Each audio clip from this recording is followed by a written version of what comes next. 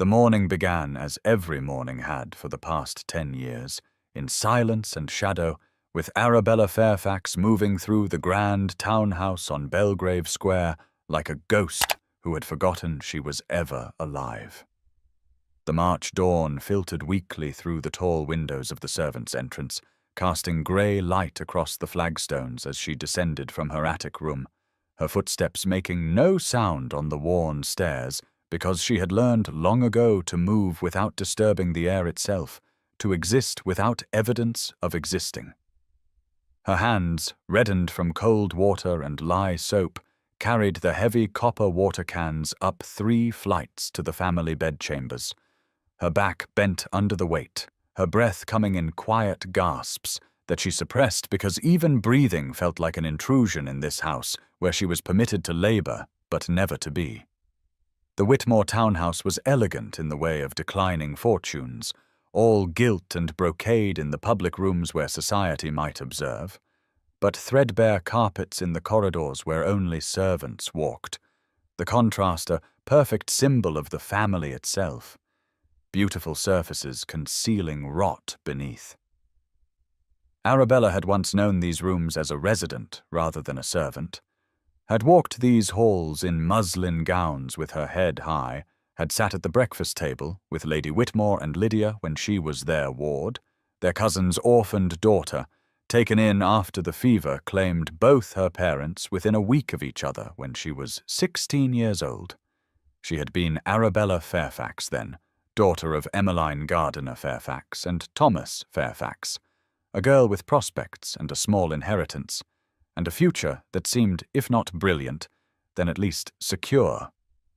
But that was before Lord Whitmore's investments failed, or so he claimed, before her inheritance of £8,000 simply vanished into the mist of his bookkeeping, before the morning after her 18th birthday, when Lady Whitmore had called her into the drawing-room and explained with cold precision that circumstances had changed, that the money was gone, that Arabella might stay in the household if she wished, but in a different capacity, as a lady's maid to Lydia, earning her keep. And what choice did an 18-year-old orphan have except to say yes and yes and yes until the word lost all meaning?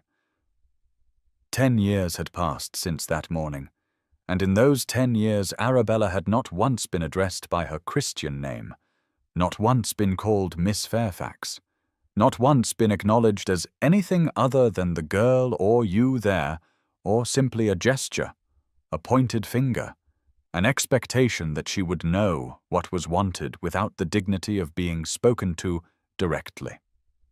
She prepared Lady Whitmore's breakfast tray with mechanical precision, the teapot aligned just so, the toast cut into precise triangles, the marmalade in the crystal dish that was only for family, never for servants, and as she arranged the morning newspapers, she caught sight of her reflection in the silver tea service, a distorted face that she barely recognized, 32 years old but looking older, her chestnut hair streaked with premature grey, her eyes the colour of amber, but dimmed now, as though the light behind them had been extinguished slowly over the years until only habit kept them open.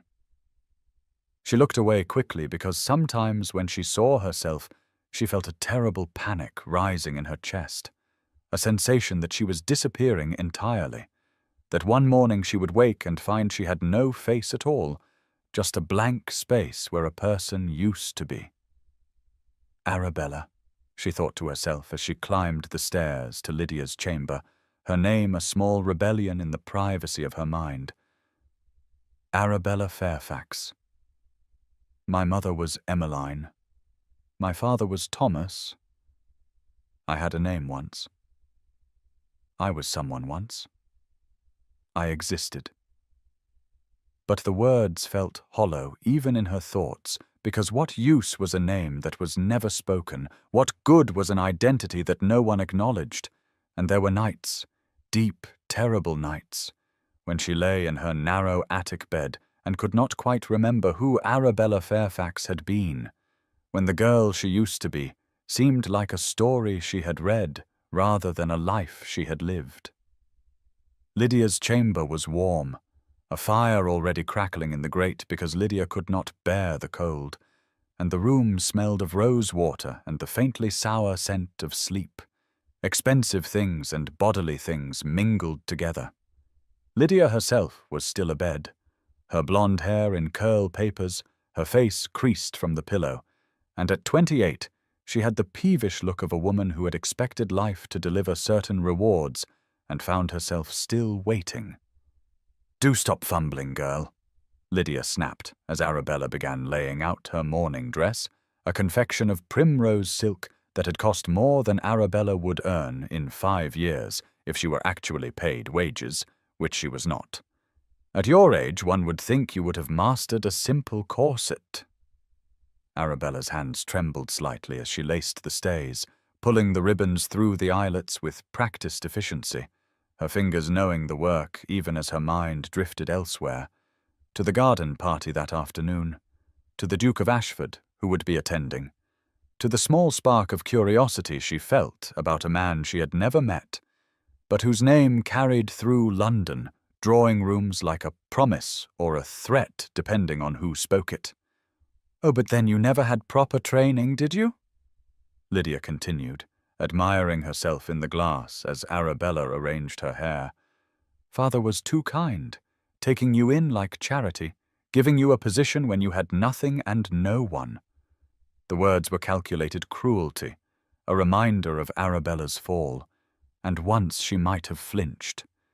But after 10 years she had learned to let such barbs pass over her like rain over stone, absorbing nothing, feeling nothing, because feeling was a luxury she could no longer afford. Lady Whitmore swept into the chamber without knocking, her morning dress of violet merino wool impeccable, her hair already dressed, her expression sharp and assessing as she examined her daughter. "The Duke of Ashford is attending today," she announced, her voice clipped and businesslike. "Lydia, this is your opportunity. He has recently returned from his estates and society says he is finally considering marriage at 35. You must be at your most charming, most agreeable. He is wealthy beyond measure, and his bloodline is impeccable. If you can secure his interest, it will save this family from our current difficulties." Arabella felt rather than saw Lady Whitmore's gaze flick over her, a glance of dismissal so complete it was almost violent. And then the older woman turned to the housemaid, hovering in the doorway. "Tell the girl to bring my shawl, the Norwich silk. I shall need it for the carriage," Lady Whitmore said, speaking as though Arabella were not standing 3 feet away, as though she were invisible, or deaf, or simply not human enough to merit direct address. The housemaid bobbed a curtsy and scurried away, and Arabella continued pinning Lydia's hair, her face carefully blank, her heart carefully blank. Everything about her carefully blank because blankness was safety. Blankness was survival. The morning progressed with its usual rituals, the family breaking their fast in the dining room while Arabella stood against the wall in case she was needed, the soft clink of silverware and china, the rustle of newspapers, Lord Whitmore hidden behind the Times, his jowly face occasionally visible when he turned a page, his expression perpetually disgruntled, as though the world owed him something it refused to deliver. Arabella studied him sometimes when she was certain no one was watching, this man who had stolen her inheritance and her future, and she tried to feel hatred, but found only a weary sort of contempt, the way one might feel about a rat in the larder, distasteful but ultimately just following its nature. After breakfast, she helped Lydia change into her walking dress for the garden party, a creation of leaf-green taffeta with blonde lace at the collar and cuffs, and as she fastened the tiny buttons up the back of the bodice, she let her mind wander to her attic room, to the small trunk under her bed, where she kept the few possessions she had managed to preserve from her old life. There was a miniature portrait of her mother, painted when Emmeline Fairfax was newly married, her dark hair curled fashionably, her amber eyes so like Arabella's own, her smile gentle and knowing. There was her father's watch, silver and heavy, the chain tarnished now but still beautiful. And there was a book, the collected poems of Wordsworth, a gift from her mother on Arabella's 15th birthday, the leather binding worn soft from years of reading, the pages filled with her mother's penciled notes in the margins, observations and thoughts that made Arabella feel less alone when she read them late at night. Arabella, she would think as she turned those pages, Arabella Fairfax, daughter of Emmeline and Thomas, a girl who loved poetry, who walked by the river, who had a mother who called her darling and a father who called her his clever girl. I existed. I was real. I had a name. But in the daylight hours, moving through the Whitmore house with her silent footsteps and her downcast eyes, it was hard to believe that girl had ever existed at all, hard to remember what it felt like to hear her name spoken with affection rather than cruelty or not spoken at all. The household departed for the garden party in 2 carriages, the family in the first, with its crested doors and well-sprung seats, Arabella and the other servants in the second, a hired conveyance that smelled of mildew and someone else's cigars. And as they rolled through the London streets toward Hyde Park, she pressed her face to the window and watched the city pass by, the grand houses of Mayfair giving way to the green expanse of the park where the ton gathered to see and be seen. Spring was attempting to arrive despite the cold, crocuses pushing through the hard ground, trees beginning to bud, the air carrying a hint of something softer than winter, though March in London was never truly gentle. Arabella climbed down from the carriage and immediately set about her duties, carrying Lydia's shawl and reticule, staying 3 paces behind as the family joined the fashionable crowd promenading along the Serpentine. And she made herself small and invisible, as she had learned to do, a shadow attending her mistress, a non-person whose only purpose was to anticipate needs and fulfill them silently. She watched the fine ladies in their spring silks, the gentlemen in their perfectly cut morning coats, the children running with hoops and balls while their nurses called after them, and she felt the familiar ache of displacement, of being present, but not belonging, of seeing a world she had once inhabited, now separated from her by an unbridgeable gulf of lost fortune and lost name. Somewhere in this crowd was the Duke of Ashford, the man Lady Whitmore had set her sights on for Lydia, the most eligible bachelor in England according to the whispers Arabella heard among the other servants, a man of impeccable lineage and considerable wealth, who had somehow managed to avoid matrimony into his 30s, and Arabella felt a flicker of sympathy for him, this stranger who would be hunted through the season by ambitious mothers and desperate daughters who would be assessed and pursued and schemed over as though he were a prize to be won rather than a man with his own thoughts and feelings. But such thoughts were dangerous, were above her station now, and she pushed them away as she had learned to push away all thoughts that reminded her she had once been educated, once been fit for a different kind of life, once been a person who mattered. The March wind picked up, sending ladies clutching at their bonnets, and gentlemen steadying their hats, and Arabella pulled her worn shawl more tightly around her shoulders, the thin wool barely adequate against the cold, and waited for whatever the afternoon would bring, invisible and silent, a woman without a name, in a world that had forgotten she ever had one.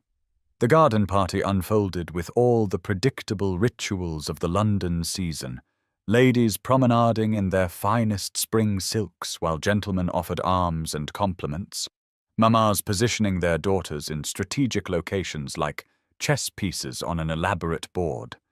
And through it all, Arabella moved like water around stone, invisible and necessary, carrying Lydia's Norwich silk shawl when the sun grew warm, producing her painted fan when the exertion of walking made her mistress flush, holding her reticule and gloves and the small parasol that Lydia declared too precious to actually use. The afternoon sun filtered through the newly budding trees along the Serpentine, casting dappled shadows across the carefully tended lawns where white tents had been erected for refreshments, and a string quartet played Mozart from a raised platform, the music floating across the park like something from another world, beautiful and untouchable. Arabella stationed herself behind a large oak tree where she could observe Lydia without being observed herself, and from this vantage point she watched the arrival of the Duke of Ashford, Sebastian Wentworth, who entered the park with the kind of quiet authority that needed no announcement, the crowd simply parting for him as water parts for a ship's prow. He was tall, she noted, perhaps 35, as Lady Whitmore had said, with dark hair that wanted to curl despite being severely brushed back, and features that were more interesting than handsome, strong rather than pretty, a face that suggested intelligence and a certain weariness, as though he had seen enough of society to find it tedious, but was too well bred to show it. Within moments he was surrounded, a flock of pastel gowns and eager faces, mammas pushing their daughters forward with varying degrees of subtlety, and Arabella saw the almost imperceptible tightening around his eyes, the way his smile remained fixed and polite, while something behind it retreated to a safe distance. Lady Whitmore descended on him with Lydia in tow, her daughter's practiced smile bright and empty as a new shilling, and Arabella watched the familiar performance, Lydia's tinkling laugh at something the Duke said, her artful deployment of the fan, the way she tilted her head just so to display the column of her throat. All the calculations of courtship reduced to mechanical gestures that had been rehearsed until they appeared natural. The Duke bowed over Lydia's hand with perfect courtesy, but Arabella, who had learned to read faces in the margins of rooms, saw no particular interest in his expression, only the patient endurance of a man fulfilling social obligations he found tiresome. The music shifted to a livelier piece, and couples began to stroll the paths in pairs, the crowd dispersing slightly, and Arabella relaxed her vigilance for a moment, allowing herself to simply listen to the quartet, to let the beauty of the violin's voice wash over her like rain after drought. And she closed her eyes and remembered her mother playing the pianoforte in their old drawing room, remembered singing together, remembered when music was something she participated in rather than something she heard from a distance. The moment of peace shattered when Lydia's voice cut across the lawn, high and artificially distressed. "Oh, how clumsy of me! I have spilled lemonade all over my gown!" And Arabella's eyes snapped open to see Lydia standing with a spreading stain across the green taffeta, the glass tilted just so in her hand, in a way that suggested the accident was entirely deliberate, and Lady Whitmore was already gesturing sharply in Arabella's direction. "You there! Fetch the spare shawl from the carriage immediately, the rose silk, quickly now before the Duke loses interest." And Arabella understood at once that this was strategy, that the ruined gown was meant to give Lydia an excuse to withdraw and return looking fresh and charming, a second entrance to recapture the Duke's attention. She gathered her skirts and ran, her worn half-boots slipping slightly on the grass, her breath coming hard because she had eaten almost nothing that morning, and the corset beneath her plain grey dress was laced tight to give her the appearance of a proper figure, and she reached the line of carriages where the Whitmore conveyance waited, retrieved the rose silk shawl from the compartment under the seat where spare items were stored, and turned to hurry back. The path she chose was a shortcut through a more secluded section of the park, a narrow trail bordered by early crocuses pushing their purple heads through the hard earth, and she was moving too quickly, her mind already calculating how long Lydia would be angry if she took too long, when she collided with something solid and warm and utterly unexpected. The impact knocked the breath from her lungs and sent her stumbling backward, the shawl flying from her hands to land in the dirt of the path, and for a terrible moment she could not process what had happened, could only register the sensation of panic flooding her body, because she had bumped into someone, had caused a disruption, had failed in the fundamental servant's duty of not being noticed. She dropped immediately into a curtsy, her eyes fixed on the ground, stammering apologies that would not quite form into coherent words. "Forgive me, Your Grace, and only then did she register the title she had used, the automatic deference that came from recognizing expensive boots and the hem of a perfectly tailored morning coat. And the panic intensified because she had collided with someone of rank, someone who could complain to the Whitmores, someone who could cost her the only position she had in the world. "Please, don't distress yourself," a voice said, and it was a good voice, deep and warm and educated, with an undertone of genuine concern rather than aristocratic irritation. "It was entirely my fault. I wasn't watching where I walked. I came here to escape the crowd for a moment, and I'm afraid I was wool-gathering." Arabella remained frozen in her curtsy, her heart hammering against her ribs, and she heard the rustle of fabric, and then home to her absolute shock that the gentleman, the Duke of Ashford himself, she now realized, had knelt in the dirt of the path, heedless of his expensive dove-grey trousers, and was retrieving the fallen shawl. He brushed it off with careful hands and then extended it toward her, and she had no choice but to reach for it, her own hands trembling violently, and when their fingers touched as she took the silk from him, she felt something pass between them like a spark of static electricity, a shock of recognition that had no rational basis but was undeniable nonetheless. She pulled her hand back quickly, clutching the shawl to her chest, and tried again to form words. "Forgive me, Your Grace, I must. I should." But her voice cracked and broke because it had been so long since she had spoken to anyone above her station, so long since anyone had spoken to her as though she were a person rather than a function, and she could feel her composure crumbling like old mortar. He was still kneeling, she realized with mounting horror, still down at her level rather than standing above her as rank and propriety demanded. And when she dared to flick her eyes up from the ground, she saw that he was studying her face with an expression of curiosity, and something else, something that looked almost like concern. "What is your name?" he asked, and the question was so simple, so ordinary, so completely devastating that Arabella felt the world tilt beneath her feet. "I should like to know whom I have nearly trampled," he continued, when she did not immediately answer, his tone gentle, coaxing, as though he were speaking to a frightened animal. And perhaps that was what she was, a creature so thoroughly beaten that the smallest kindness undid her entirely. The question hung in the air between them, and Arabella opened her mouth to answer, to say the words that should have been the easiest thing in the world. "My name is Arabella Fairfax," but the words would not come. It was as though her tongue had forgotten the shape of them, as though the sounds that made up her name had been buried so deep under 10 years of silence that she could not excavate them in the moment when they were needed most.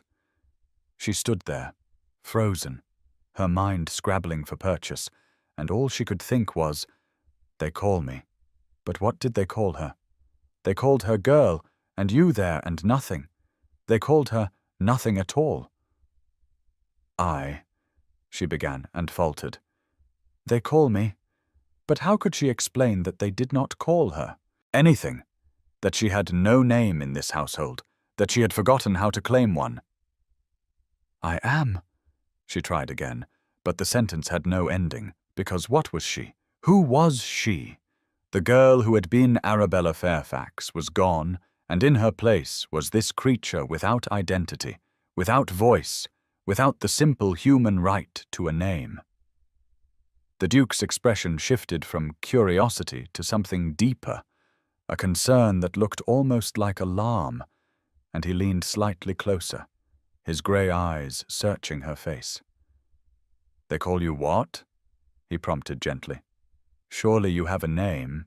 Everyone has a name." But that was not true, Arabella thought with a clarity that was almost painful. Not everyone had a name. Some people were erased so thoroughly that they became blanks, spaces where a person used to be, and she was one of them. She had let herself become one of them, and the realization struck her with the force of a physical blow. "I serve the Whitmores, Your Grace," she whispered, because that at least was true. That at least was an identity she could claim, a function if not a name. "I must return. Forgive me." And without waiting for his response, she turned and fled, the rose silk shawl clutched in her hands, her half-boots slipping on the grass as she ran. Behind her she heard him call out, "Wait, please!" But she did not stop, could not stop, because if she stayed another moment in his presence, she would shatter completely, would dissolve into tears and truth-telling, and all the things she had locked away for 10 years in order to survive. She reached the area where the tents were erected and forced herself to slow, to smooth her face into blankness, to become invisible again.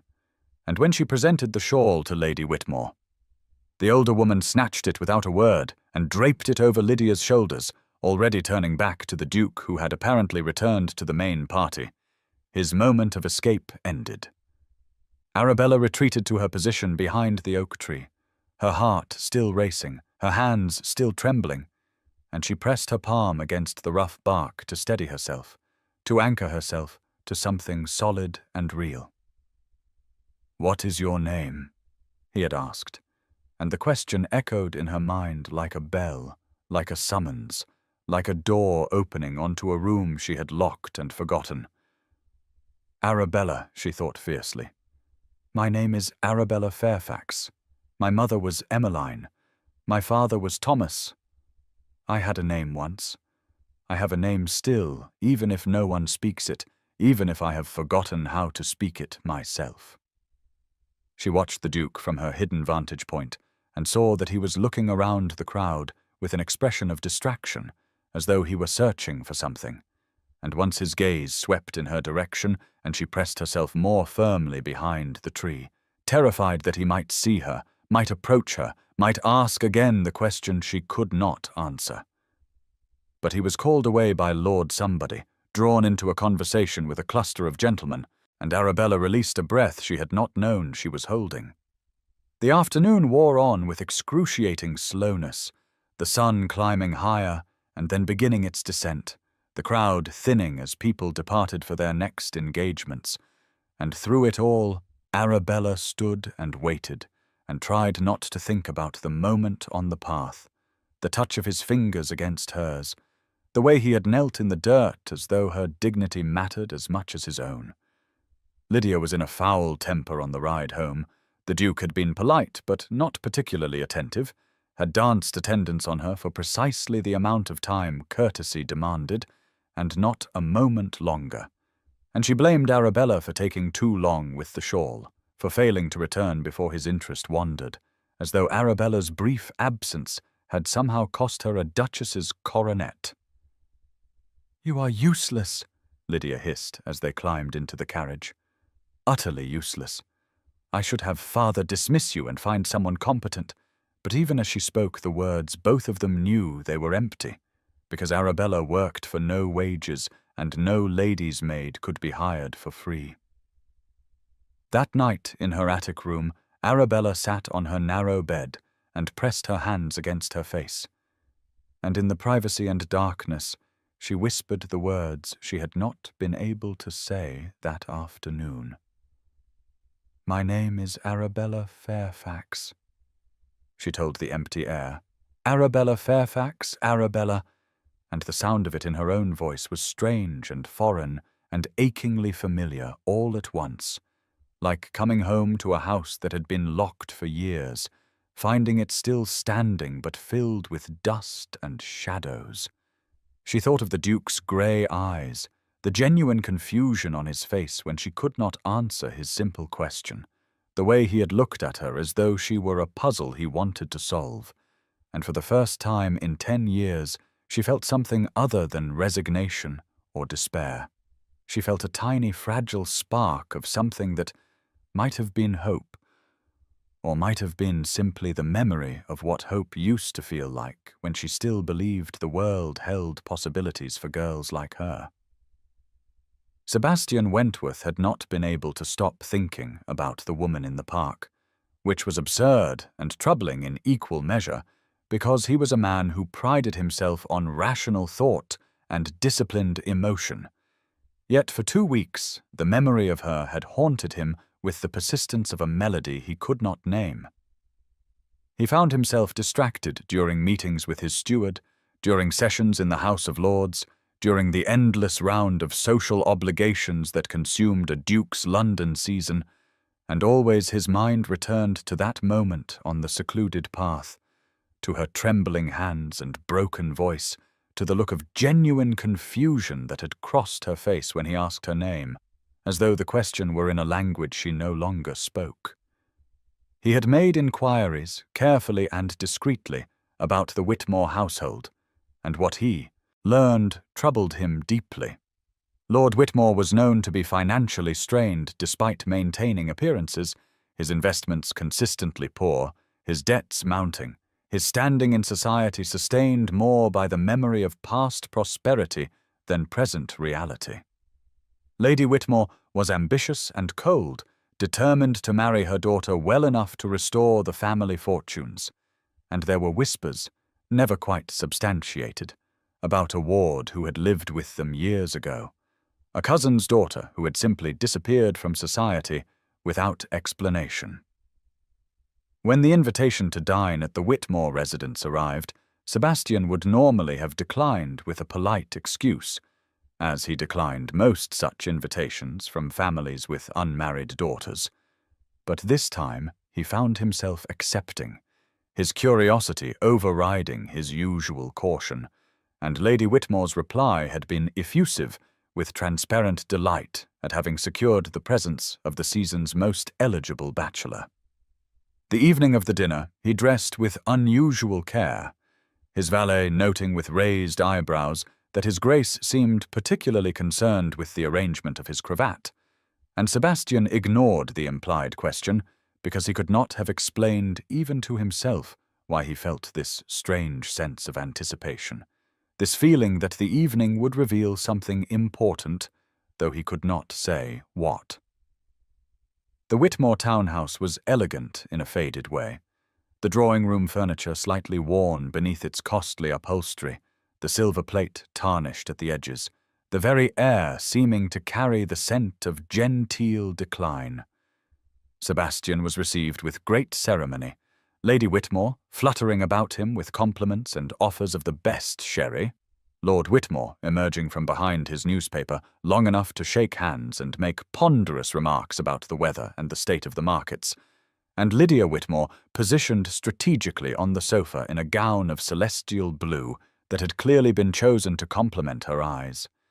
The other guests were minor nobility and wealthy gentry, the kind of people who could be counted on to spread word of the Duke's attendance throughout London society, and Sebastian recognized the dinner for what it was, a calculated display meant to associate the Whitmore name with his own, to suggest a connection that did not yet exist, and might never exist if he had any say in the matter. But his attention was not on the drawing-room theatrics or the transparent matchmaking. His attention was fixed on the periphery, on the shadows at the edges of the room where a figure moved silently, adjusting candlesticks, straightening cushions.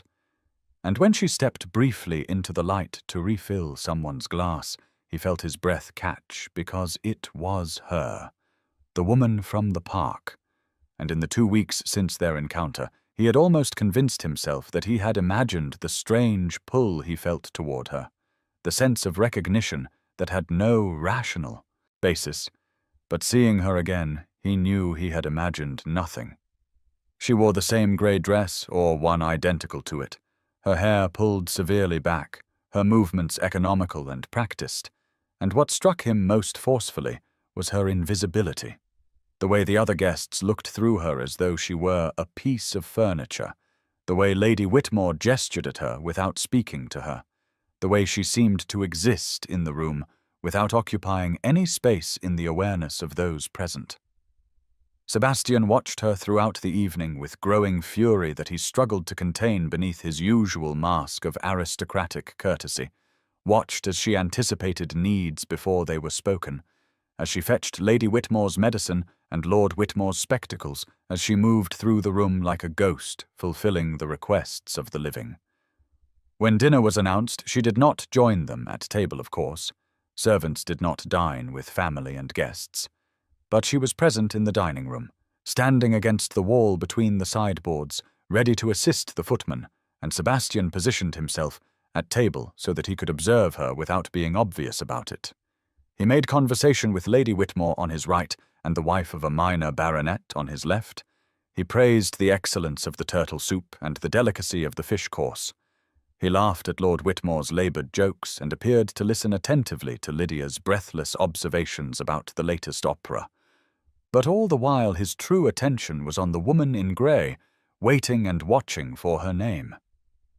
The test came during the fourth course when a napkin beside Lady Whitmore's plate was apparently folded incorrectly, the linen not quite aligned in the elaborate fan shape that fashion demanded, and Lady Whitmore's voice cut across the table conversation with the sharpness of a blade.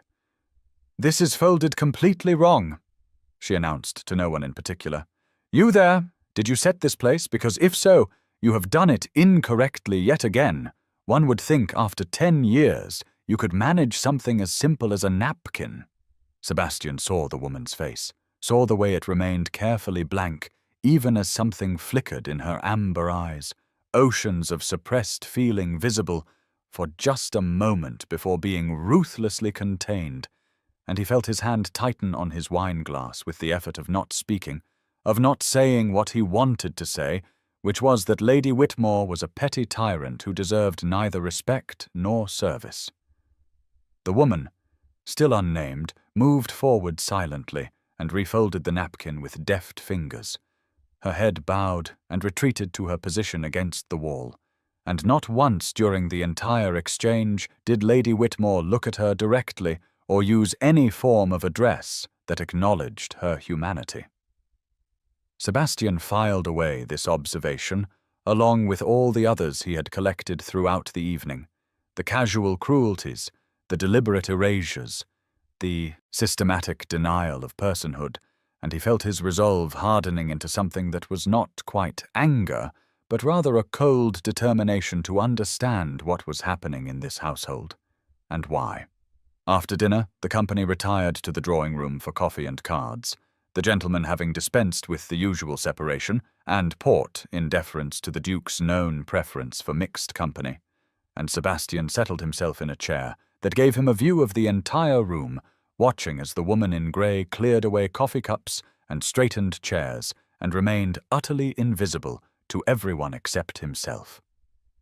He waited until the evening began to wind down, until guests started making their farewells, and then he rose and made a show of patting his pockets and looking around with an expression of mild concern. "I seem to have misplaced my gloves," he announced to Lady Whitmore. "I believe I may have left them in the drawing-room when we went into dinner. Pray do not trouble yourself. I shall retrieve them directly." And before she could offer to send a servant, he was already moving toward the door. The drawing-room was dim, the candles burning low in their sconces, and the air smelled of beeswax and the dying roses that filled a vase on the mantelpiece, their petals beginning to brown at the edges. She was there, as he had hoped she would be, moving quietly about the room, collecting stray glasses and crumpled napkins, and when he entered, she looked up with a start of surprise and immediate fear, her body going still as a rabbit who has sensed a fox. "Forgive me, Your Grace," she said, her voice barely above a whisper. "I did not mean to disturb you. I shall leave at once." But Sebastian raised a hand to forestall her. "Please do not go," he said gently.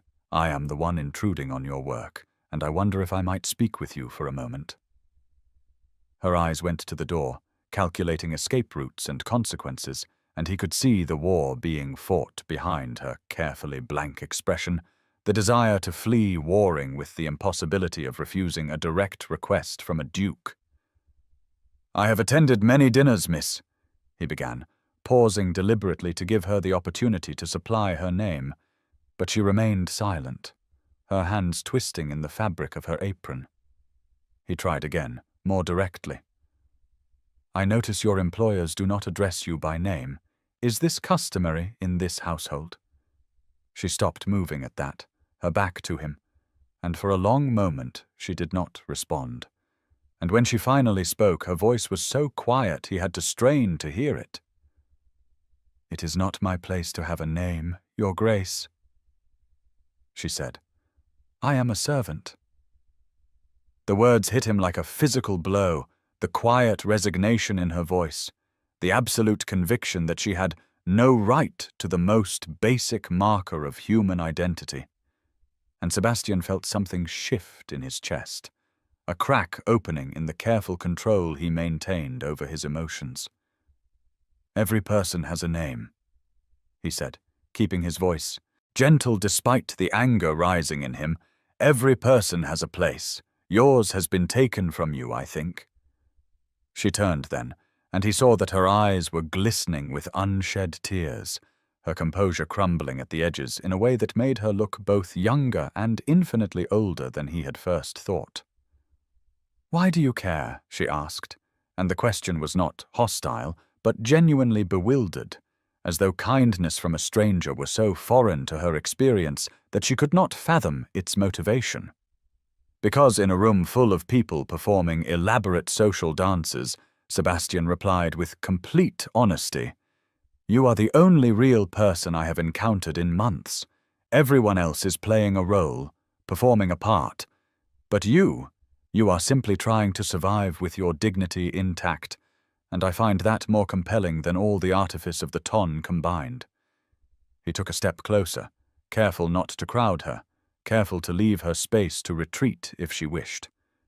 Please, he said, and he heard the note of pleading in his own voice and did not try to disguise it. Tell me your name.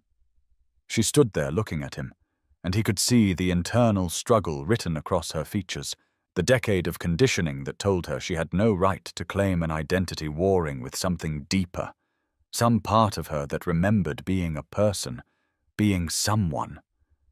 And he waited with his heart hammering in his chest, because he knew somehow that this moment mattered, that what she said or did not say would determine something crucial, though he could not have articulated what. The silence stretched between them, filled with the sound of their breathing and the distant rumble of carriages in the street outside. And then she drew a breath that seemed to come from the very depths of her being, and spoke. Arabella, she said, so quietly he almost missed it. My name is Arabella Fairfax. The words hung in the air between them like something sacred, like a resurrection, and Sebastian felt an emotion he could not quite name rising in his throat, something that was part triumph and part grief and part awe at the courage it had taken for her to speak those simple words. Arabella, he repeated, and he said it gently, reverently, like a prayer or a promise, like the most important word he had ever learned. Arabella Fairfax, and as he spoke her name he saw something change in her face, saw her spine straighten slightly, saw her lift her chin just a fraction of an inch, as though hearing her name spoken aloud with respect and care had reminded her that she was real, that she existed, that she mattered. She was crying now, silent tears sliding down her cheeks, and she made no move to wipe them away, just stood there, with her name hanging in the air between them and her true self visible for perhaps the first time in 10 years. Sebastian wanted to say more, wanted to ask 1,000 questions about how she had come to this place, how a woman named Arabella Fairfax, with education evident, in her speech and bearing had ended up erased and unnamed in the Whitmore household, but he heard voices in the corridor, the party breaking up, guests departing, and he knew their moment of privacy was ending. Thank you, he said softly, for trusting me with your name, Arabella. I shall not forget it. And then he collected his gloves, which he had deliberately left on a side table earlier in the evening, and moved toward the door. As he passed her, he paused and spoke quietly, so that only she could hear. "You deserve better than this, Arabella Fairfax, and I intend to discover how you came to be here and what might be done to restore what has been taken from you." She looked up at him with wide eyes, shock and fear, and something that might have been hope warring in her expression. But before she could respond, he was gone, striding back into the corridor and toward the entrance hall where Lady Whitmore was bidding farewell to her guests.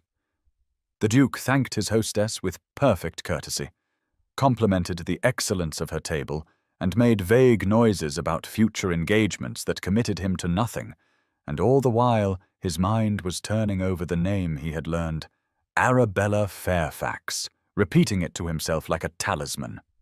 In the carriage rolling through the dark London streets toward his own residence, Sebastian sat in the shadows and thought about amber eyes and silent tears, about a woman who had forgotten her own name until a stranger asked for it, and he made himself a promise that he would not rest until he understood the full story of how Arabella Fairfax had been erased and what it would take to make her visible again. The package arrived on a Tuesday morning in late March when the sky was the color of pewter and a cold rain drummed against the windows of the Whitmore townhouse, and Arabella was in the scullery helping the kitchen maid scrub pots when the butler appeared in the doorway with an expression of puzzled disapproval. "There is a delivery," he announced, his tone suggesting that deliveries were inherently suspect, addressed to a Miss Arabella Fairfax in care of this residence. "Does anyone know of such a person?" Arabella's hands went still in the washing water, her heart beginning to pound with a force that made her dizzy, because no one had sent her anything in 10 years. No one had addressed her by name in 10 years, and the very fact of a package with her full name written upon it felt like a validation of her existence that was almost too overwhelming to comprehend. The other servants turned to look at her, the cook and the scullery maid and the 2 housemaids, and she saw recognition in their faces because they all knew who she really was, had always known even if they were forbidden to speak of it, and the cook gave a small nod of encouragement that made Arabella's throat tighten with unexpected emotion. "That would be me," she said quietly, her voice barely steady. "I am Arabella Fairfax." The butler's eyebrows rose, but he said nothing, merely handed her the package wrapped in brown paper and tied with string, and Arabella took it with trembling hands and carried it up the back stairs to her attic room because she could not bear to open it in front of witnesses, could not risk having this moment, whatever it was, observed and judged and potentially taken from her. In the privacy of her narrow room, she sat on the edge of her bed and carefully untied the string, unwrapped the paper, and found herself looking at a book bound in the most beautiful leather she had ever seen, deep green morocco with gilt lettering on the spine. The Complete Poetical Works of William Wordsworth, the title read, and tucked inside the front cover was a card in a bold masculine hand that said simply, "For Miss Arabella Fairfax, who deserves beautiful things, with the compliments of the Duke of Ashford." She ran her fingers over the leather, feeling the quality of it, the craftsmanship. And then she opened the book, and the scent of new paper and fine binding rose up to meet her, and for a moment she could not breathe for the joy of it, the sheer overwhelming joy of being seen, being remembered, being given something precious simply because someone thought she deserved it. She turned to her favorite poem, Tintern Abbey, and began to read, and the words were the same words she had read in her mother's old volume hidden under her mattress. But they looked different in this beautiful edition, looked somehow more real, more valid, and she felt tears sliding down her cheeks as she read about the still sad music of humanity and the sense sublime of something far more deeply interfused. She did not hear the door open, did not hear the footsteps on the stairs, and the first indication she had that she was no longer alone was Lady Whitmore's voice cutting through the room like a whip. "What is that?" the older woman demanded, and Arabella looked up to find Lady Whitmore standing in the doorway with Lydia behind her, both of them staring at the book in Arabella's hands with expressions of outrage and something that looked almost like fear. "It is a gift, my lady," Arabella said, rising to her feet and instinctively holding the book behind her back as though she could protect it from what was coming. "A gift," Lady Whitmore repeated, her voice rising. "A gift from whom? What gentleman sends gifts to a servant? Bring that here at once." Arabella hesitated for a fatal second, and then Lady Whitmore was crossing the room and snatching the book from her hands, and Arabella watched in horror as the older woman examined it, saw the card tucked inside, read the inscription, and her face went white, and then red with fury. "The Duke of Ashford," Lady Whitmore hissed. "You have been receiving attentions from the Duke of Ashford. Who do you think you are, receiving gifts from gentlemen? Have you been whoring yourself to him? Is that it? Using your position in this house to attract his notice and offer him your availability?" The accusation was so vile, so utterly false and cruel, that Arabella felt something inside her snap, a cord that had been pulled taut for 10 years suddenly breaking, and before she could stop herself, words were pouring out of her mouth, words she had not dared to speak in a decade. "I have done nothing wrong," she said, and her voice was shaking but clear. "I have done nothing to encourage the Duke's attention beyond existing in his presence. He is a kind man who noticed I exist, something this family has not done in 10 years. The silence that followed was absolute, broken only by the sound of rain against the window and Arabella's ragged breathing, and she saw shock ripple across Lady Whitmore's face, followed by a rage so pure it was almost incandescent. "You forget yourself, girl," Lady Whitmore said, her voice low and venomous. "We took you in when you had nothing. When your parents died and left you penniless, we gave you a home and employment. This is how you repay our charity, by tempting a duke with your—" She paused, searching for words cutting enough to wound. "With your aging charms and your presumption." Something broke loose in Arabella then, 10 years of silence and submission and swallowed rage.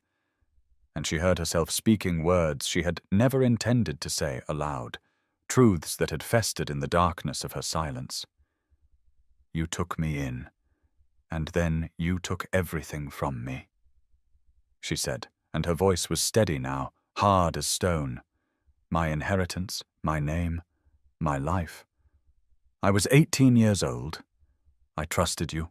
I believed you when you said the money was gone, when you said I should be grateful for a position in your household. But I was not penniless. My parents left me £8,000. Where did it go?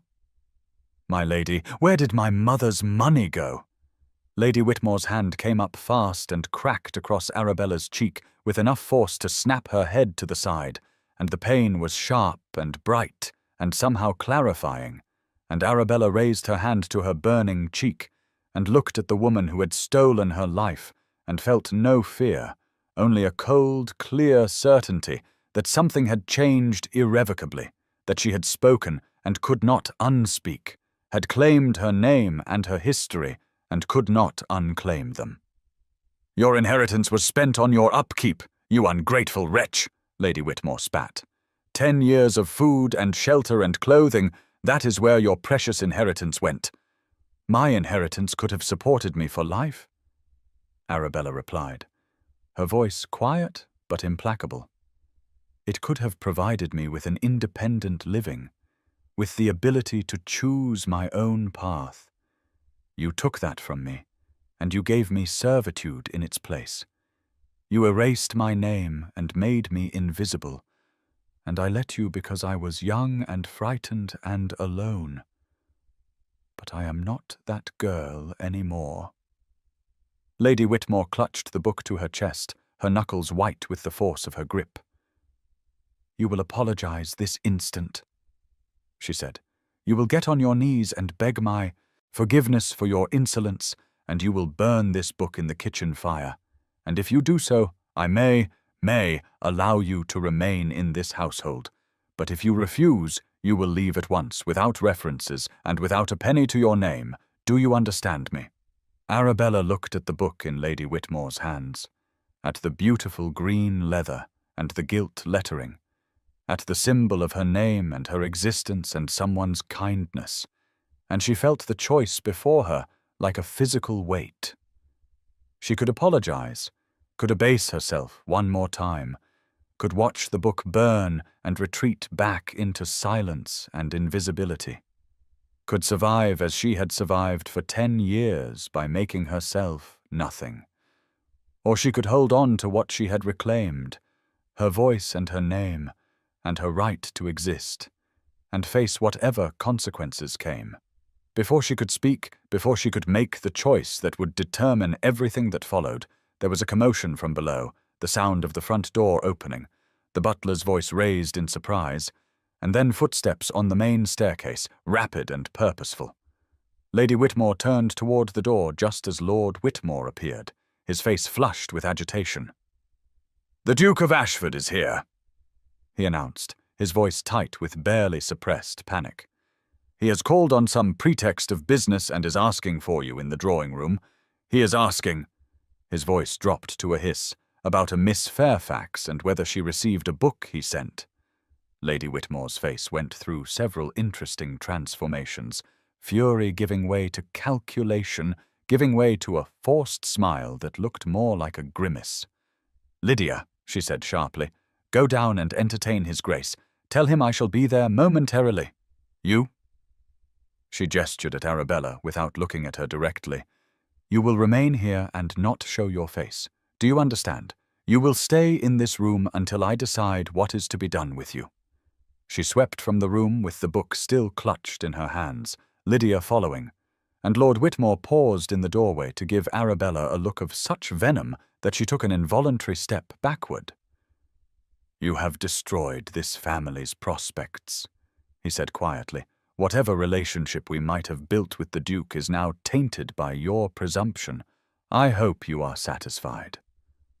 Then he too was gone, and Arabella was left alone in her attic room with her burning cheek and her racing heart, and the terrible exhilaration of having spoken, having claimed herself, having broken free of the silence that had been her prison. She moved to the small window that looked out over the mews behind the house and pressed her forehead against the cold glass, trying to calm her breathing, trying to think through what would happen next. The Duke was downstairs, had come to the house, had asked about her by name, and she did not know whether to feel gratitude or horror because his attention had protected her and endangered her in equal measure.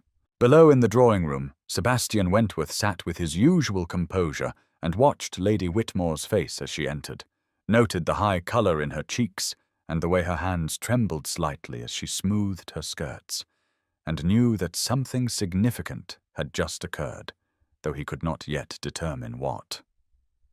Lord Whitmore followed his wife into the room, his expression guarded, and Lydia positioned herself on the sofa with a smile that did not reach her eyes. "Your Grace," Lady Whitmore said, her voice straining for its usual obsequious warmth. "What an unexpected pleasure. My husband mentioned you had business to discuss." Sebastian smiled blandly, the smile he used when he was maneuvering someone into a position they did not wish to occupy. "Indeed," he said, "though business is perhaps too strong a word, I merely wished to make a courtesy call. We had such a pleasant evening at your dinner party last week, and I wanted to inquire after everyone's health." "How very kind," Lady Whitmore murmured. "We are all quite well, thank you." Sebastian let a small pause develop, a silence just long enough to become slightly uncomfortable, and then he said with perfect casualness, "I do hope Miss Fairfax received the volume I sent. I recalled her mentioning Wordsworth during our conversation at dinner. He lies smoothly. They had never discussed poetry, had barely exchanged 3 words in company, but the Whitmores could not know this, and I thought she might enjoy a handsome edition of the complete works." The silence that followed was exquisite. Lady Whitmore's mouth opening and closing soundlessly, Lord Whitmore's face darkening with suppressed fury, Lydia looking between her parents with growing alarm, and Sebastian waited with an expression of polite inquiry, as though he had asked about nothing more significant than the weather.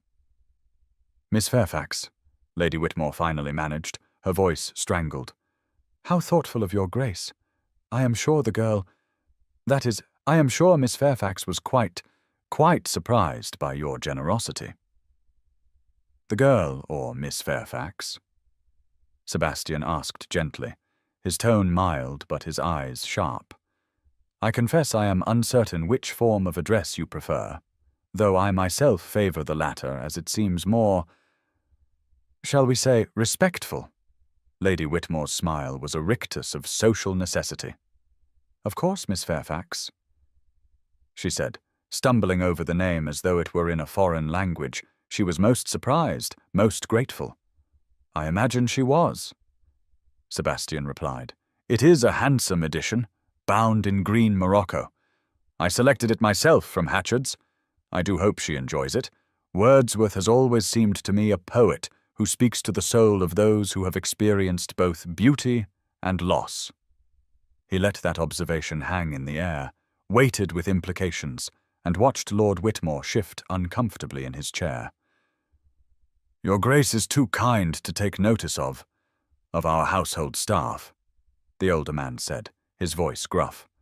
"On the contrary," Sebastian said, his voice cooling by several degrees, "I believe it is a mark of a gentleman's character how he treats those in positions of service. And Miss Fairfax struck me during dinner as a woman of some education and refinement. One wonders how she came to be in service at all.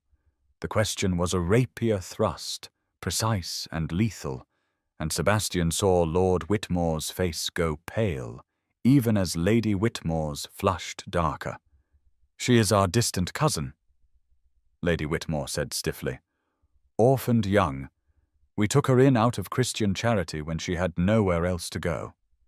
"How very generous," Sebastian murmured, "and I trust she is grateful for such benevolence." The tension in the room was thick enough to cut, and Sebastian rose with fluid grace, judging that he had accomplished what he came to do, had forced them to acknowledge Arabella by name, had made clear that her existence was known to him and mattered to him, had put them on notice that she was not as invisible as they wished her to be. "I shall not take up any more of your valuable time," he said, bowing to Lady Whitmore with perfect courtesy. "Please do convey my regards to Miss Fairfax. I hope the volume brings her pleasure." He departed with the same calm authority with which he had arrived, and in his wake he left a household in turmoil. Lady Whitmore White lipped with rage, Lord Whitmore pouring himself a large brandy despite the early hour, and Lydia demanding to know what was happening and being told sharply to be quiet. Upstairs in her attic room, Arabella heard the front door close, heard the Duke's carriage pull away, and she sank down onto her narrow bed with her head in her hands, shaking with reaction to everything that had happened in the space of an hour. She had spoken her truth, had claimed her name, had been struck and threatened and saved all at once, and she did not know what would come next. But she knew with absolute certainty that she could not go back to silence, could not return to being the invisible girl who had forgotten her own name. The book was gone, confiscated by Lady Whitmore, but the fact of it remained. The Duke had sent her something beautiful, had called her by name, had noticed she existed, and that could not be taken back, no matter what happened. She touched her burning cheek where Lady Whitmore had struck her, and felt not pain, but a strange, fierce joy, because the slap was proof that she was real, that she had impact, that she could no longer be ignored or erased. "Arabella Fairfax," she whispered to herself in the gathering dusk. "My name is Arabella Fairfax, and I exist." Arabella could not sleep, had not truly slept since the morning of the book and the confrontation, and the Duke's strategic appearance in the drawing-room 3 days ago, and she lay in her narrow attic bed, watching the moonlight creep across the sloped ceiling, and felt the restless energy that came from having broken a decade of silence, and discovered that the world had not ended, that she was still breathing, still existing, still somehow intact, despite having shattered every rule that had governed her survival.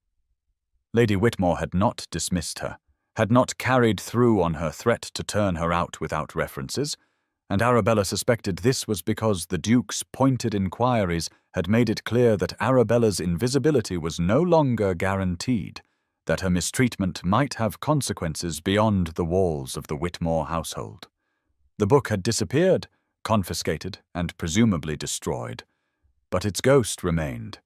The fact of it, the Duke's recognition of her name and her worthiness to receive beautiful things, and she found herself returning again and again to the moment when she had held it in her hands, had felt the quality of the leather, had read the inscription, "For Miss Arabella Fairfax, who deserves beautiful things."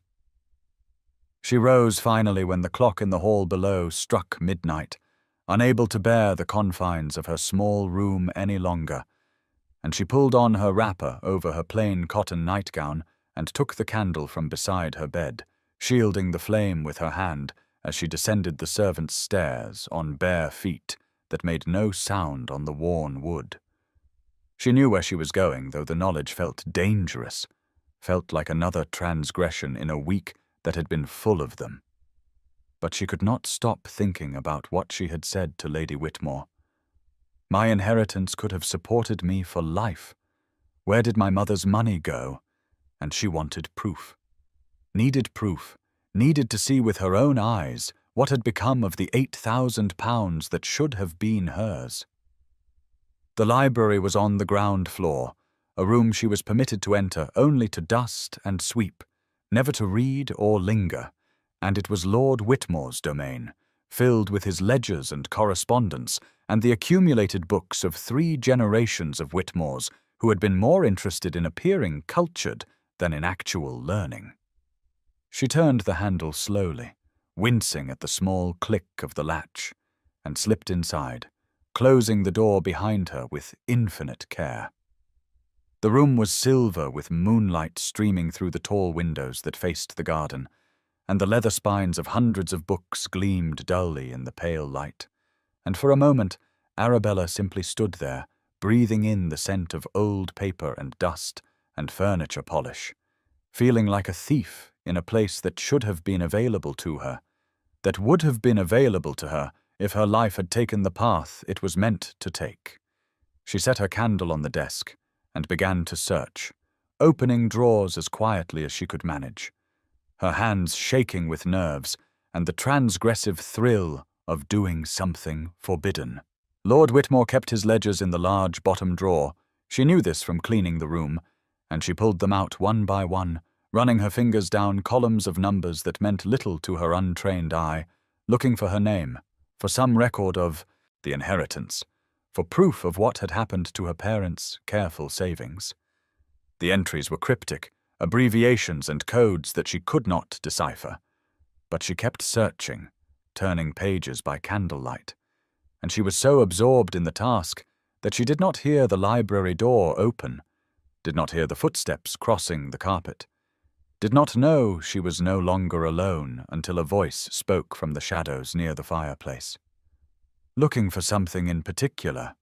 the voice asked, and it was a gentle voice, a familiar voice, but Arabella's heart still leapt into her throat, and she spun around so quickly she nearly knocked over the candle.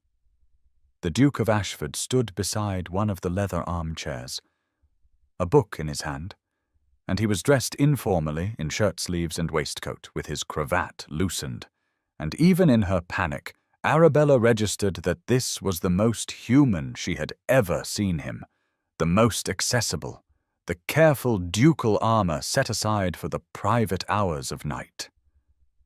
"Your Grace," she stammered, rising to her feet and nearly tripping over her wrapper in her haste. "I did not know. I thought everyone was— Forgive me, I should not be here. I will go at once." She moved toward the door, but he raised a hand to stop her, his expression not angry but concerned, curious, and something else she could not quite identify. "Please do not go on my account," he said. "I am the interloper here. I could not sleep and came down to find something to read. I did not mean to startle you." And he paused, studying her face in the candlelight. "But I am curious what brings you to the library at midnight. What were you searching for in those ledgers?" Arabella stood frozen between the desk and the door, her mind racing through possible explanations and finding none that did not reveal too much, that did not make her seem foolish or presumptuous or dangerously naive. She could lie, could claim she was looking for household accounts on Lady Whitmore's orders, but something in his face told her he would know the lie, would see through it, and besides she was tired of lying, tired of hiding, tired of the careful erasure of her own truth. "I was looking for proof," she said finally, her voice barely above a whisper.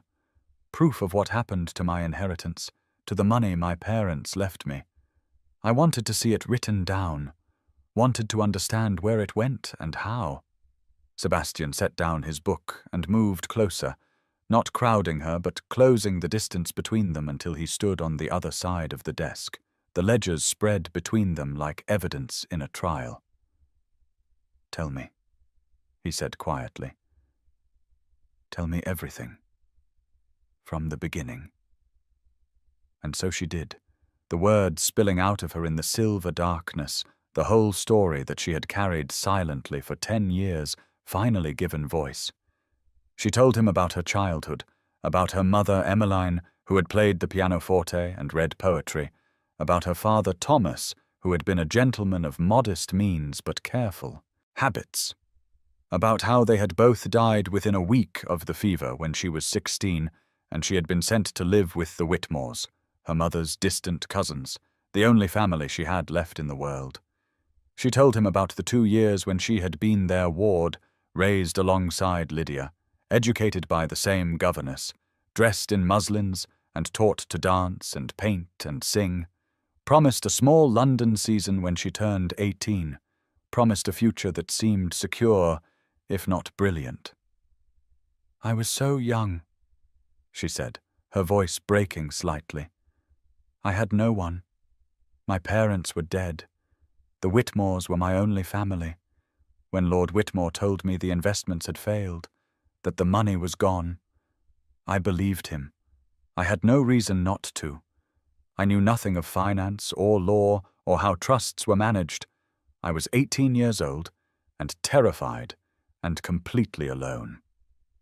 Sebastian listened without interrupting, his face growing harder with each revelation, and in the candlelight she could see the muscle jumping in his jaw, the way his hands gripped the edge of the desk as though he needed to hold on to something solid to keep from doing violence to the furniture, or the walls, or the absent Lord Whitmore.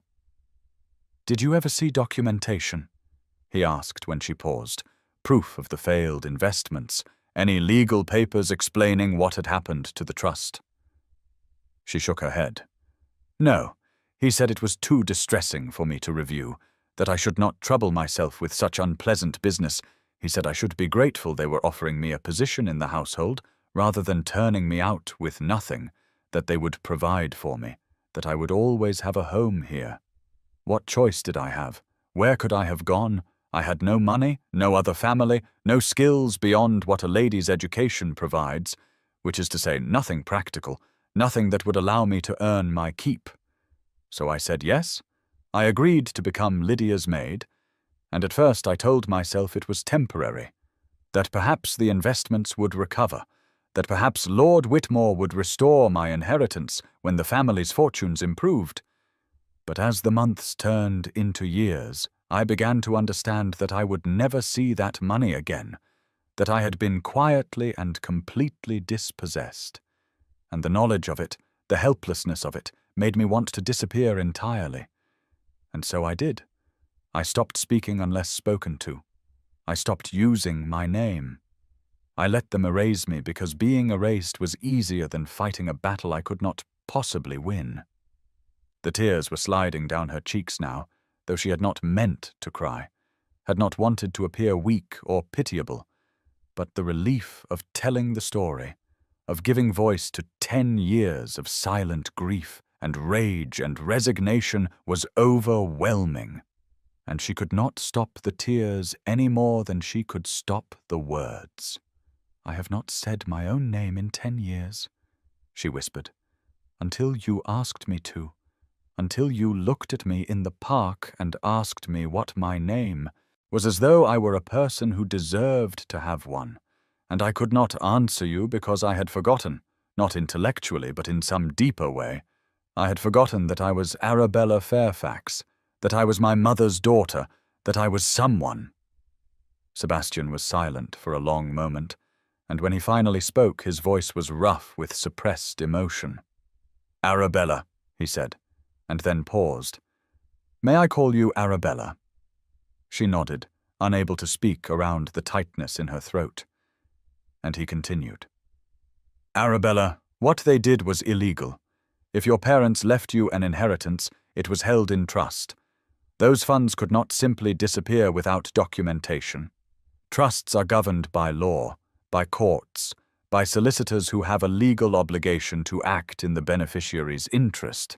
Either Lord Whitmore is a spectacularly unlucky investor who can produce records of catastrophic losses, or he is a thief who stole your money and has spent the past 10 years benefiting from your labor without compensation."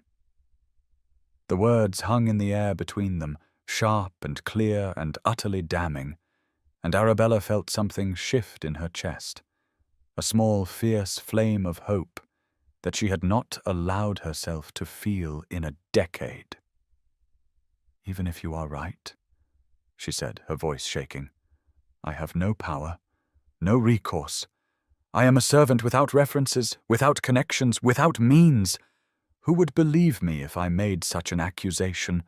Who would listen to my claims against a family of Lord Whitmore's standing?" "I believe you," Sebastian said quietly, "and I am not without influence." He came around the desk then, closing the distance between them, and before she quite understood what he intended, he had taken both her hands in his, and the touch was warm and solid, and utterly devastating in its simple human kindness. "You are not alone any more," he said, looking directly into her eyes. "Arabella Fairfax, you are not a servant, you are a woman who has been grievously wronged, and I intend to help you rectify it. I have solicitors, I have access to court records, I have the social standing to make inquiries that you cannot make, and I will not rest until I understand exactly what happened to your inheritance and what can be done to restore it to you." Arabella stared at him, at this man she barely knew who was offering her something she had not dared to hope for: justice, restitution, the possibility of reclaiming not just her money, but her name, her identity, her place in the world. And she could not comprehend why he would do this, what she could possibly mean to him that he would involve himself in her troubles. "Why?" she asked, the single word encompassing all her confusion and disbelief. "Why do you care what happens to me?" He was quiet for a moment, his thumbs moving gently across her knuckles in a gesture that felt both comforting and intimate. And when he spoke, his voice was very soft. "Because you deserve justice," he said. "Because what was done to you was wrong, and I cannot stand by and allow it to continue unchallenged, because in a world full of people who perform kindness for social advantage, you are genuinely kind, despite having every reason to be bitter, because you have survived a decade of cruelty with your essential self intact, and that takes a strength I find extraordinary. And because—" he paused, his eyes searching hers, "because when I speak your name I see you come alive. I see you remember who you are, and I want you to have the opportunity to be that person fully, without constraint, without fear, without the weight of injustice pressing you down into silence. The tears were coming harder now, tears of grief and relief and something that felt dangerously close to joy. And Sebastian released one of her hands to pull a handkerchief from his pocket and offer it to her with the same gentle courtesy he had shown when he knelt in the dirt to retrieve her fallen shawl in the park. She took it and pressed it to her face, breathing in the scent of his cologne, sandalwood, and something citrus. And when she looked up at him again, he was smiling slightly. A small, sad smile that acknowledged the strangeness and intimacy of this midnight meeting. "Arabella," he said, just her name, nothing more. And then again, "Arabella, Arabella," as though he were making up for 10 years of silence, as though he could resurrect her simply by speaking her name enough times. The moonlight painted them both in silver, turned the library into a place outside of time, and Arabella felt the world narrow to just this room, this man, this moment of being seen and known and believed. She had come down here looking for proof in ledgers and accounts, cold documentary evidence of theft. But what she had found instead was something warmer and more dangerous, someone who looked at her and saw not a servant or a victim, but a person, Arabella Fairfax, a woman with a history and a future, a woman who deserved beautiful things. "Thank you," she whispered, inadequate words for the enormity of what he was offering, but the only words she had. "Thank you for believing me, for seeing me, for saying my name as though it matters." "It does matter," Sebastian said fiercely. "You matter, Arabella Fairfax. You have always mattered, even when the world tried to convince you otherwise. And I swear to you that I will do everything in my power to help you reclaim what was stolen from you. Your inheritance, yes, but more than that, your name, your voice, your right to exist in the world as yourself, rather than as someone's invisible servant." They stood there in the silver darkness with their hands joined, and the ledgers spread across the desk like accusations. And Arabella felt herself transformed, felt the girl she had been and the woman she was becoming existing simultaneously in this moment. And she knew that whatever happened next, whatever investigations or confrontations or legal battles lay ahead, she would never again be the invisible woman who had forgotten her own name, because Sebastian Wentworth, Duke of Ashford, had looked at her in a library at midnight and called her Arabella as though it were a prayer, as though her name were the most important word he knew, and she believed him. Spring arrived in London with a rush of green and gold, the squares and gardens suddenly alive with daffodils and early roses, and the transformation of the city seemed to mirror something shifting inside Arabella herself, a gradual unfurling after years of being tightly closed against the cold. Sebastian hired a solicitor the day after their midnight meeting in the library. A discreet man named Mr. Henshaw, who specialized in trust law and had a reputation for both competence and confidentiality.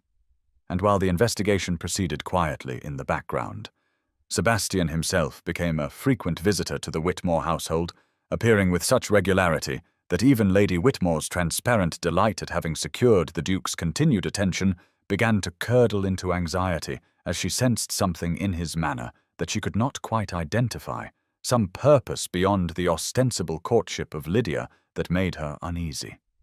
He came for tea and stayed for dinner. He came for dinner and lingered in the drawing-room afterward. He accepted invitations to musical evenings and card parties, and each time he found ways to speak with Arabella, manufacturing small requests that the Whitmores could not refuse without appearing churlish or suspicious. He asked that she bring him tea in the study when he was closeted with Lord Whitmore discussing some fabricated business matter.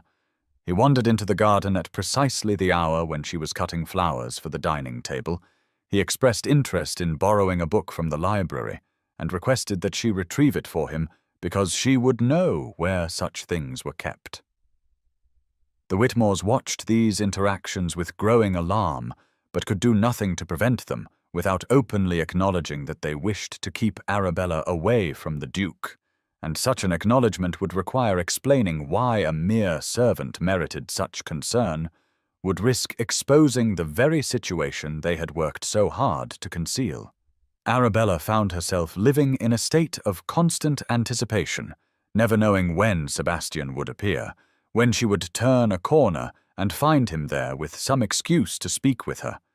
And the conversations that resulted were unlike anything she had experienced in 10 years. He asked her opinion on books, on poetry, on the paintings that hung in the Whitmore drawing room, and at first she answered haltingly, uncertainly, as though she had forgotten how to engage in genuine discourse rather than simply receiving orders. But gradually her responses grew longer, more confident, and she felt something waking inside her that had been dormant so long she had thought it dead. Her mind, her education, her ability to think and speak and engage with ideas. "Tell me about your childhood," Sebastian said one afternoon in the garden, where he had found her cutting tulips, their heads heavy with spring rain. "What did you love?" The question was so simple and yet so profound, asking not what she had done but what she had loved, asking about joy rather than duty, and Arabella found herself answering with a honesty that surprised her. "I loved reading," she said, arranging the tulips in her basket with care. "My mother and I would read poetry together. We had a favorite seat by the window in our old house. The light was best there in the afternoons. We would take turns reading aloud. Wordsworth especially. She loved Wordsworth, the way he wrote about nature and memory and the relationship between them. She died when I was 16. My father followed a year later. The fever took them both within a week." Sebastian was quiet for a moment, his face grave with sympathy. "You have endured so much loss," he said gently. "We all endure, Your Grace."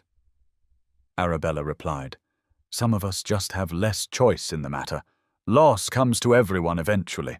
The question is only what we do with it, whether we let it destroy us or whether we find a way to carry it and continue."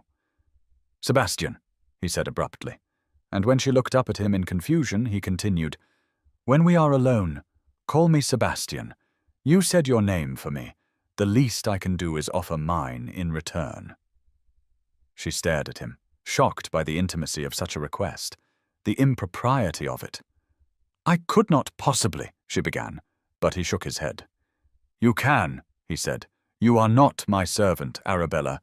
You never were. You are a woman who has been wronged and whom I am attempting to help, and I would very much like it if, when we speak privately, you would use my Christian name as I use yours."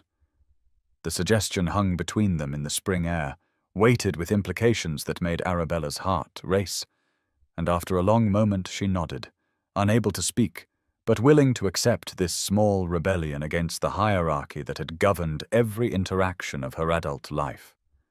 "Sebastian," she said, testing the name on her tongue, and he smiled, a real smile that transformed his usually reserved features into something warm and almost boyish. "Much better," he said, and then someone called from the house, Lady Whitmore's voice sharp with suspicion, and they both stepped apart as though they had been caught in some transgression far more serious than a conversation about poetry. The visits continued throughout April and into May, and Arabella found herself changing in small but significant ways. She began to take more care with her appearance, not dramatically but subtly, pinning her hair in a softer style that framed her face, standing straighter, meeting people's eyes rather than keeping her gaze fixed on the floor. The other servants noticed, and their response was not jealousy, but quiet support. The cook slipping her extra portions at meals, the housemaids offering to help with her work so she had more time to rest, the butler treating her with a deference that acknowledged her true status as the wronged ward rather than the invisible maid.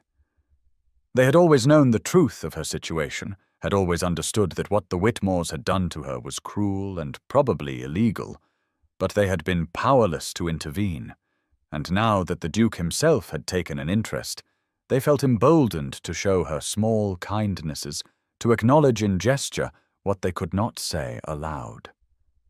Arabella kept wildflowers in a chipped teacup on the windowsill of her attic room, daffodils and primroses and tiny violets that she gathered from the corners of the garden, and sometimes when she woke in the early morning light, she would look at them and feel something that was almost happiness, a lightness in her chest that came from being seen, being spoken to, being treated as though her thoughts and feelings mattered.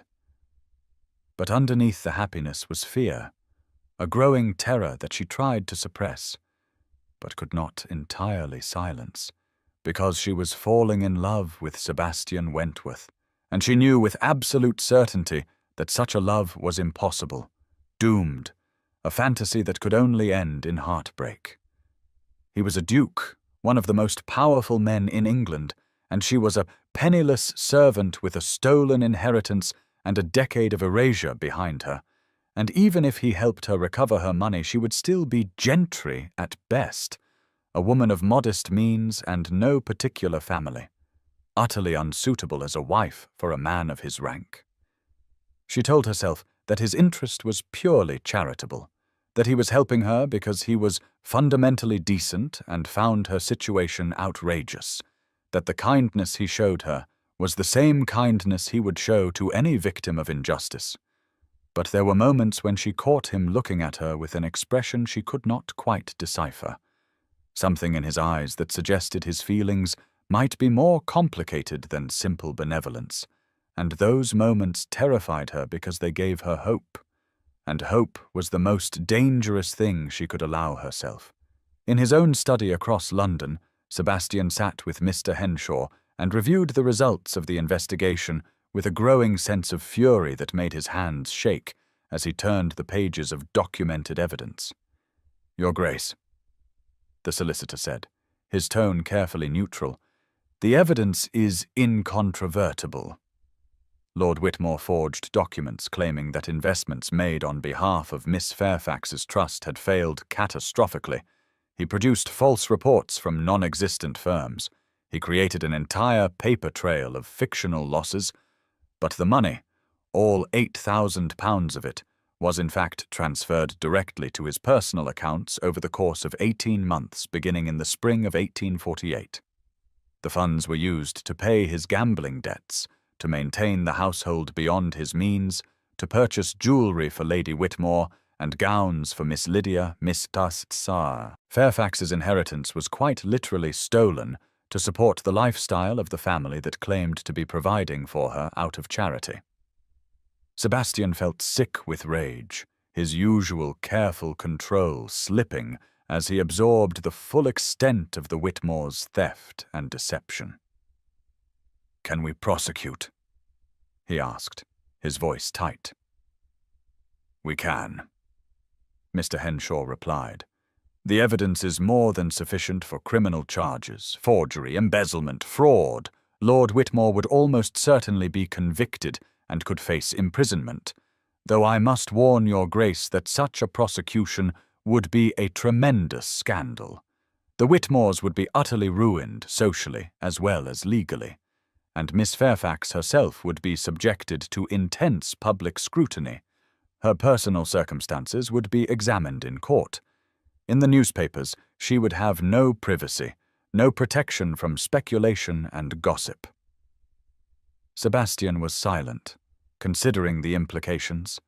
The cost of justice weighed against the cost of mercy. "What is Miss Fairfax legally entitled to?" he asked finally. "The full amount of the original inheritance plus interest calculated at the standard rate over the intervening decade," Mr. Henshaw said, consulting his notes, "which comes to nearly £10,000. Additionally, she could claim compensation for lost wages if we can establish that her position in the Whitmore household was coerced servitude rather than voluntary employment, which the evidence strongly suggests." £10,000.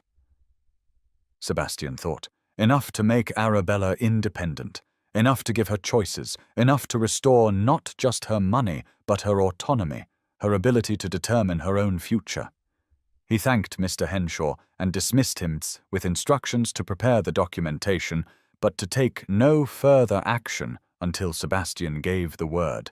And when he was alone in his study, he pressed his hands against his face and tried to understand what he was feeling. This tangle of rage at the Whitmores and protectiveness toward Arabella. And something else, something deeper and more personal that he had been trying not to acknowledge. He was falling in love with her, he realized. And the realization was both exhilarating and terrifying because he had not intended this, had not meant to feel anything beyond the righteous anger of a man witnessing injustice.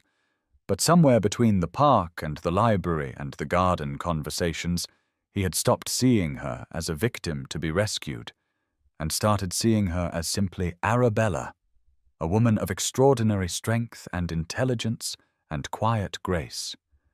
A woman who made him laugh with her dry observations, who challenged his assumptions, who looked at him as though he were Sebastian rather than the Duke, a person rather than a title. He wanted her, not in the casual way he had occasionally wanted other women, not as a mistress or a temporary amusement, but completely, permanently, as a wife, as a partner, as the person he came home to and shared his life with. And the wanting was so intense, it frightened him because he did not know if she could ever see him as anything other than the Duke who had helped her, whether she could separate whatever gratitude she might feel from genuine affection, whether the power imbalance between them was too great to ever be fully overcome.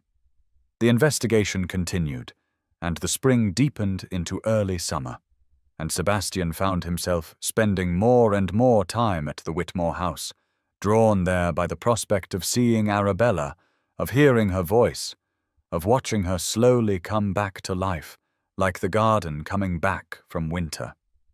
Lydia noticed, her jealousy obvious in the sharpness of her comments, the way she monopolized Sebastian's attention at dinner, and sulked when he turned the conversation to topics that interested Arabella, literature and philosophy, and the political debates happening in Parliament. Lady Whitmore noticed, too, her anxiety manifesting in increasingly desperate attempts to throw Lydia and Sebastian together, to create opportunities for private conversation, to engineer the kind of romantic scenarios that might lead to a proposal. But Sebastian deflected them all with the skill of a man who had been avoiding ambitious mothers for 15 years. Lord Whitmore was the most visibly uncomfortable, his manner toward Sebastian shifting from obsequious friendliness to wary suspicion, and Sebastian knew the older man sensed danger, sensed that his secrets were no longer secure. But Lord Whitmore could not act on his suspicions without revealing that he had something to hide. And so he remained trapped in a performance of hospitality while his household crumbled around him. One evening in late May, Sebastian requested tea in the study, and when Arabella brought it, he asked her to stay, to sit with him for a moment. And she did, perching nervously on the edge of a chair while he poured for both of them, a reversal of servant and served that made her deeply uncomfortable. "The investigation is complete," he said without preamble, keeping his voice low so it would not carry beyond the closed door. "Mr. Henshaw has found everything we need, documentation of the forged investment claims, records of the money being transferred to Lord Whitmore's accounts, proof that your inheritance was stolen." Arabella's hands trembled as she set down her teacup, her face going pale. "All of it," she whispered. "He took all of it." "All of it," Sebastian confirmed. £8,000 plus interest. You are legally entitled to nearly £10,000, Arabella. You are not penniless. You never were. You were robbed. She pressed her hands to her face, and he saw tears leaking between her fingers. But when she looked up at him, her expression was not defeated, but fierce, determined. "What do we do now?" she asked. And the "we" in that question, the assumption of partnership, made Sebastian's heart clench with an emotion he could not quite name. "Now," he said gently, "we decide how you want to proceed. We can prosecute, can bring criminal charges, can see Lord Whitmore imprisoned for his crimes, but such a course would be public and painful, and would subject you to scrutiny you might find unbearable. Or we can pursue a quieter resolution, can confront the Whitmores privately and demand restitution, can threaten prosecution to force them to return your inheritance without the spectacle of a trial. Either way, Arabella, the choice is yours. I will support whatever you decide." She looked at him for a long moment, her amber eyes searching his face, and then she said something that took his breath away. "Why are you doing this, Sebastian? Truly, what am I to you that you would invest so much time and effort in my troubles?" The question hung in the air between them, honest and vulnerable, and impossible to answer with anything less than equal honesty, and Sebastian felt himself standing at a precipice, knowing that what he said next would determine everything that followed. "You are," he began, and then stopped, searching for words adequate to the truth. "You are the most remarkable woman I have ever known, Arabella Fairfax, and I am doing this not out of duty or charity, but because I cannot bear to see you treated unjustly, because your happiness matters to me, because you matter to me in ways that have nothing to do with obligation and everything to do with—" He paused, gathering his courage. "Everything to do with how I feel about you, which is more than I should feel and less than I want to say." The confession hung between them like a living thing, and Arabella stared at him with wide eyes, her expression shifting from shock to something that looked almost like pain. "You cannot mean that," she said, her voice shaking. "I am nobody, Sebastian. I am a servant in a house that stole my inheritance. I am a woman without standing or connections or anything to recommend me. You are a duke. You could marry anyone. Why would you?" She broke off, unable to finish the sentence. "Because when I am with you, I feel more myself than I have ever felt in company," Sebastian said simply. "Because you see me, Arabella, not the title or the wealth or the social position, but me, Sebastian, just a man who happens to be a duke, but is still just a man underneath all the trappings. And when you say my name, it sounds like the truth instead of a formality." Arabella was crying again, silent tears streaming down her face, and Sebastian wanted to go to her, to take her in his arms, but he forced himself to remain where he was, to give her space to feel whatever she was feeling, without the pressure of his physical presence. "I am afraid," she whispered, "afraid that this is not real, that I am misunderstanding, that you will realize what a mistake it would be to bind yourself to someone like me, and I will be left more alone than I was before, because I will have let myself hope." "Then let me be clear," Sebastian said, his voice steady and sure. "I am not offering you charity, Arabella. I am offering you my heart. I am in love with you, and whatever happens with the inheritance, whatever you decide about the Whitmores, whatever path you choose for your future, I want to walk it with you if you will have me, not as your benefactor, but as your partner, your equal, your choice freely made." The words settled into the quiet study like a benediction, and Arabella looked at him with an expression of such wonder and terror and tentative joy that Sebastian felt his own eyes prickling with tears he refused to shed. And in that moment, everything hung in balance, the future waiting to be determined by what she said next. The meeting was scheduled for 2 o'clock on a Wednesday afternoon in early June, and Sebastian arrived at the Whitmore townhouse with Mr. Henshaw and a leather portfolio containing enough documented evidence to destroy the family's reputation and possibly send Lord Whitmore to prison. And as he climbed the steps to the front door, he felt a cold fury settle over him like armor, the kind of ducal authority he rarely deployed, but which came naturally when justice demanded it. The butler showed them into the drawing-room, where Lord and Lady Whitmore waited with expressions that attempted nonchalance, but could not quite conceal their anxiety, and Lydia hovered near the window, looking pale and frightened, sensing that something significant was about to occur, though she did not yet understand what. Sebastian did not sit when invited, did not accept the offer of refreshment, did not engage in any of the social pleasantries that usually preceded business.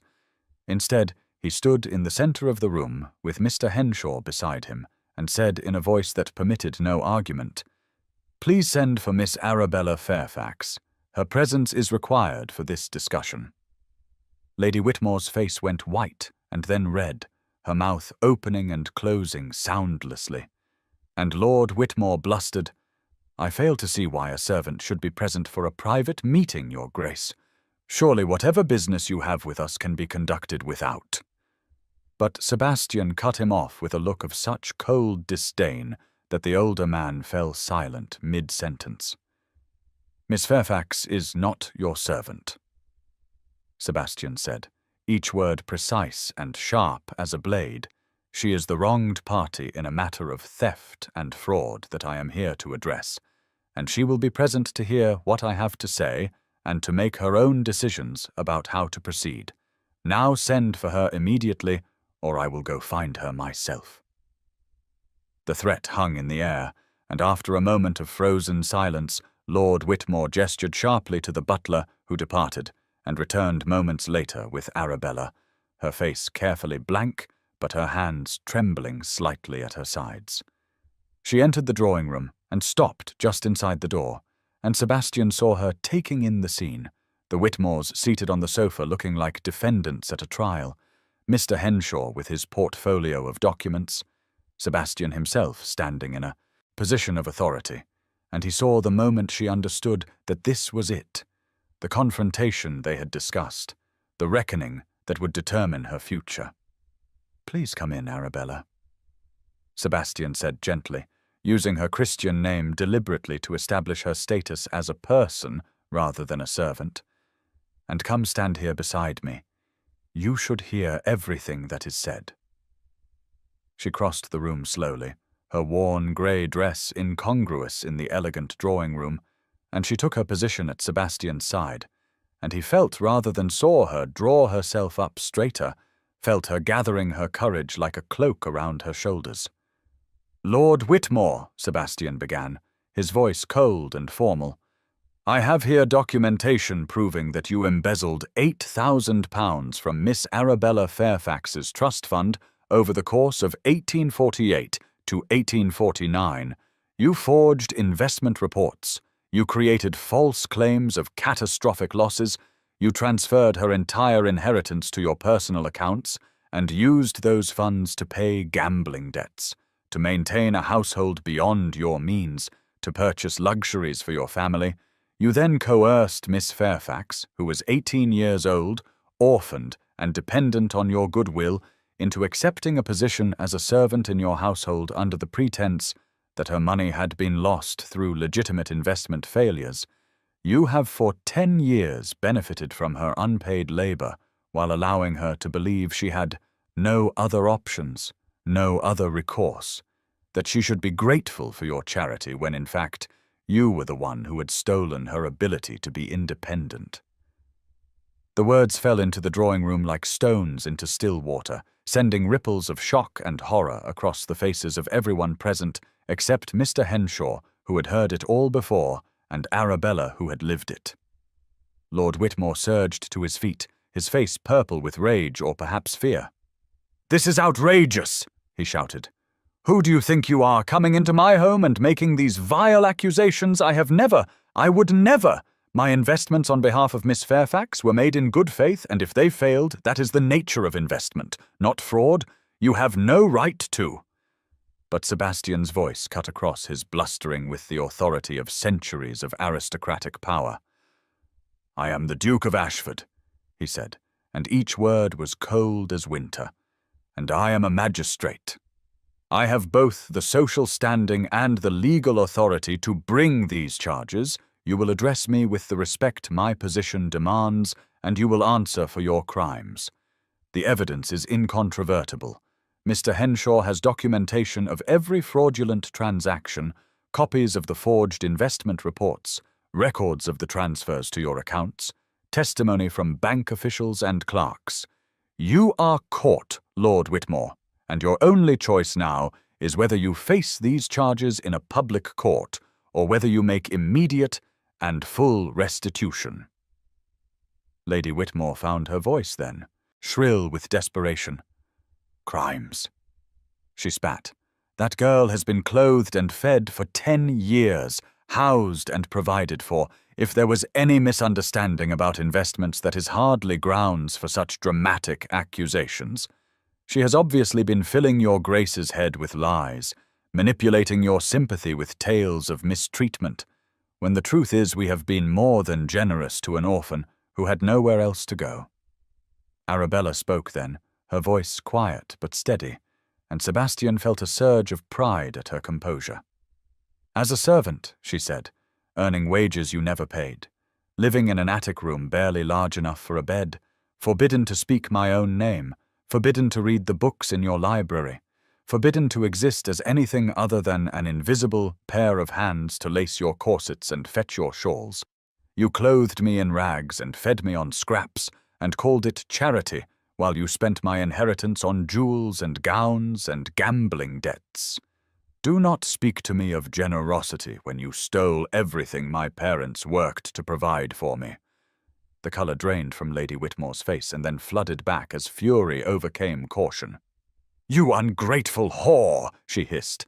"You have seduced the Duke to destroy us. You have used your availability, your willingness to debase yourself, to turn him against us. This is your revenge for imagined slights, for being asked to contribute to the household that took you in, you manipulative little—" But Sebastian's hand came down hard on the table, the crack of it silencing her mid-sentence.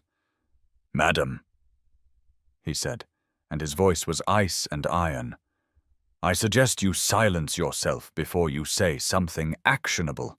Miss Fairfax has manipulated nothing, has seduced no one. I became aware of her situation through my own observations, through witnessing how your family treated her, through asking questions about why a woman of obvious education and refinement was working as an unnamed servant. The evidence speaks for itself. Miss Fairfax's character is not in question. Yours is." The room fell into charged silence, and Arabella turned to look at Lady Whitmore directly, and when she spoke her voice was clear and strong and absolutely certain. "I have seduced no one," she said. "I have simply remembered who I am. I am Arabella Fairfax, daughter of Emmeline Fairfax, née Gardiner, and Thomas Fairfax. I was raised as a lady, educated as a lady, promised a future and an inheritance. You stole my inheritance. You stole my name. You stole 10 years of my life. His Grace has simply helped me reclaim what was always mine, what you had no right to take." Lady Whitmore looked as though she wanted to respond, but could find no words, and Lord Whitmore had sunk back onto the sofa, his earlier bluster completely deflated, his shoulders slumped in defeat.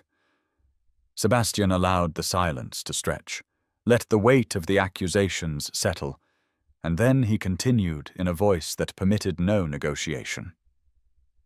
"You have 2 choices," he said. "You will restore Miss Fairfax's inheritance in full, the original £8,000 plus interest calculated over 10 years, which brings the total to nearly £10,000. Additionally, you will provide compensation for 10 years of unpaid wages, not as a servant, but as a companion, which was her proper status. Mr. Henshaw has calculated that amount at an additional £2,000. You will transfer these funds to Miss Fairfax within 1 week, and you will provide her with a formal letter acknowledging the debt and its payment. Or," and here his voice dropped even lower, even colder, "I will bring criminal charges of fraud, forgery, and embezzlement. I will ensure that every newspaper in London reports the details of your theft.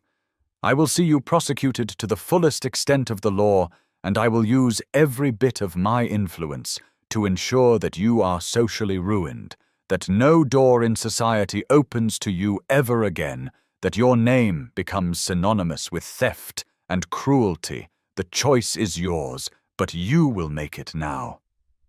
The silence that followed was absolute, broken only by the ticking of the mantel clock and Lydia's quiet sobbing from her position by the window. Lord Whitmore looked at his wife, at Sebastian, at Arabella, and in his eyes Sebastian saw the exact moment when he accepted defeat, when he understood that he had no cards left to play, no bluffs that would work, no escape from the consequences of his crimes. "We will pay," he said, his voice barely audible. "We will make restitution as you demand." Sebastian nodded once, sharp and final. "You will," he agreed, "and you will do so without complaint or delay. Mr. Henshaw will provide you with the documentation outlining exactly what is owed and where it is to be transferred. You will sign an acknowledgement of the debt, and if you fail to meet any part of these terms, I will immediately file criminal charges. Am I understood?" "Yes," Lord Whitmore whispered. "Yes, Your Grace. Understood." Lady Whitmore remained silent, her face a mask of impotent rage. But Arabella was not finished, was not satisfied with the financial settlement alone. "Say my name," she said, looking directly at Lady Whitmore, and her voice was steady, but underneath it Sebastian could hear the tremor of emotion, 10 years of silence finally breaking. "I am Arabella Fairfax. Say it. Acknowledge it. Admit that I exist." Lady Whitmore's mouth pressed into a thin line, her eyes glittering with hatred, and she remained stubbornly silent. "Say it," Sebastian repeated, his voice carrying the full weight of his authority. "Or I walk directly to the magistrate's office and file charges regardless of the restitution. Your choice, madam.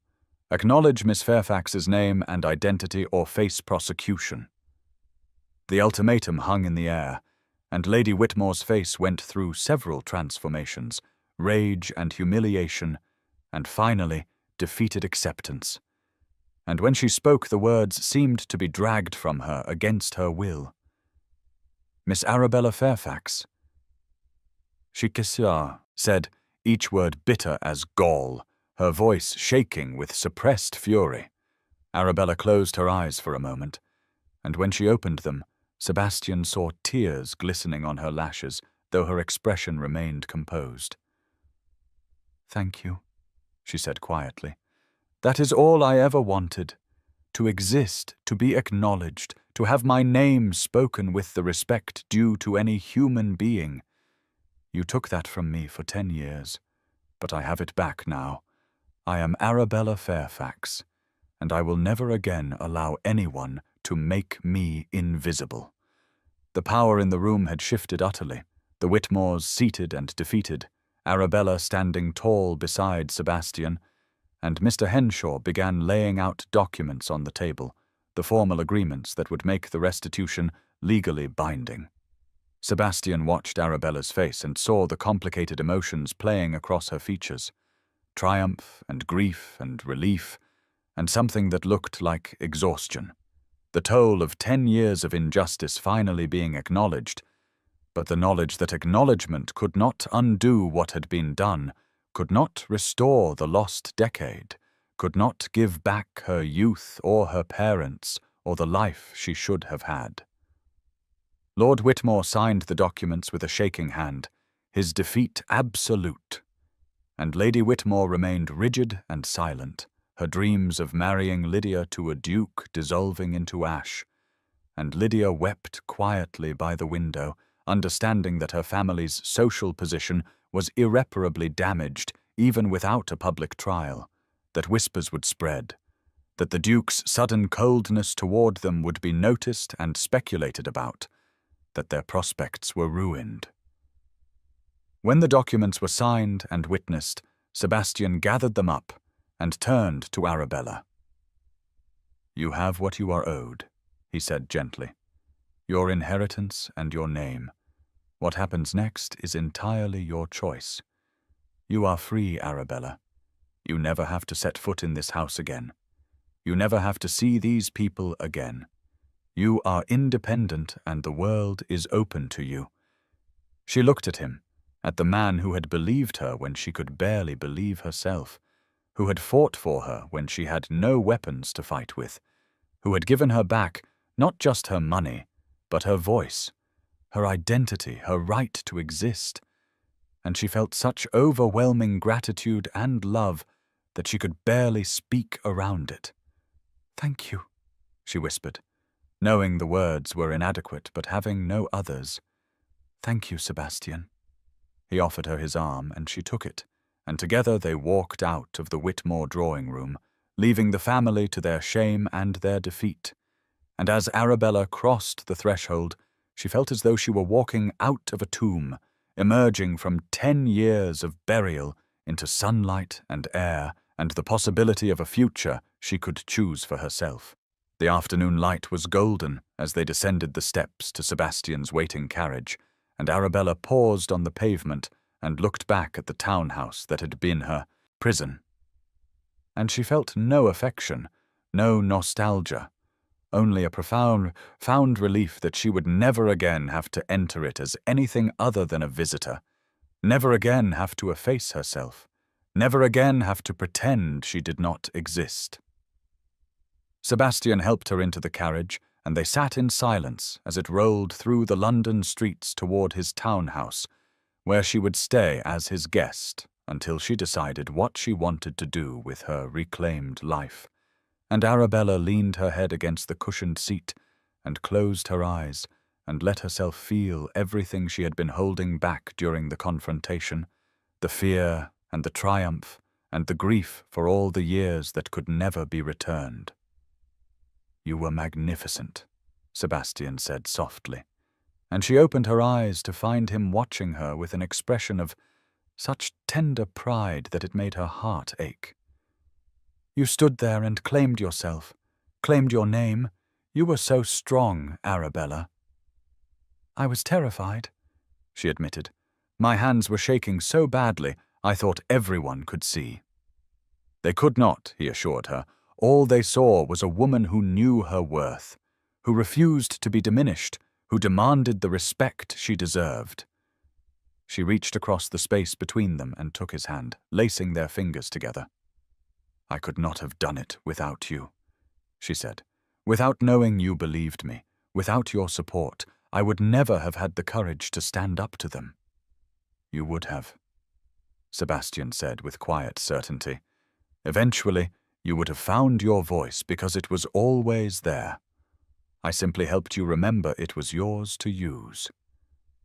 They sat hand in hand as the carriage carried them toward whatever came next, toward a future that was uncertain, but finally her own to choose. And Arabella Fairfax, daughter of Emmeline and Thomas, woman of independent means and reclaimed identity, allowed herself to hope that the best parts of her life might still be ahead of her rather than lost in the past she could never recover. Arabella had been living in the boarding house for gentlewomen on Russell Square for 3 weeks, and the strangeness of it had not diminished. The profound disorientation of having money and freedom and choices after a decade of having none of those things. And she found herself frozen by the simplest decisions, standing in front of her wardrobe unable to determine which dress to wear because they were all hers, all purchased with her own money, all chosen by her own preference, rather than assigned to her by someone else's judgment of what was appropriate for a servant.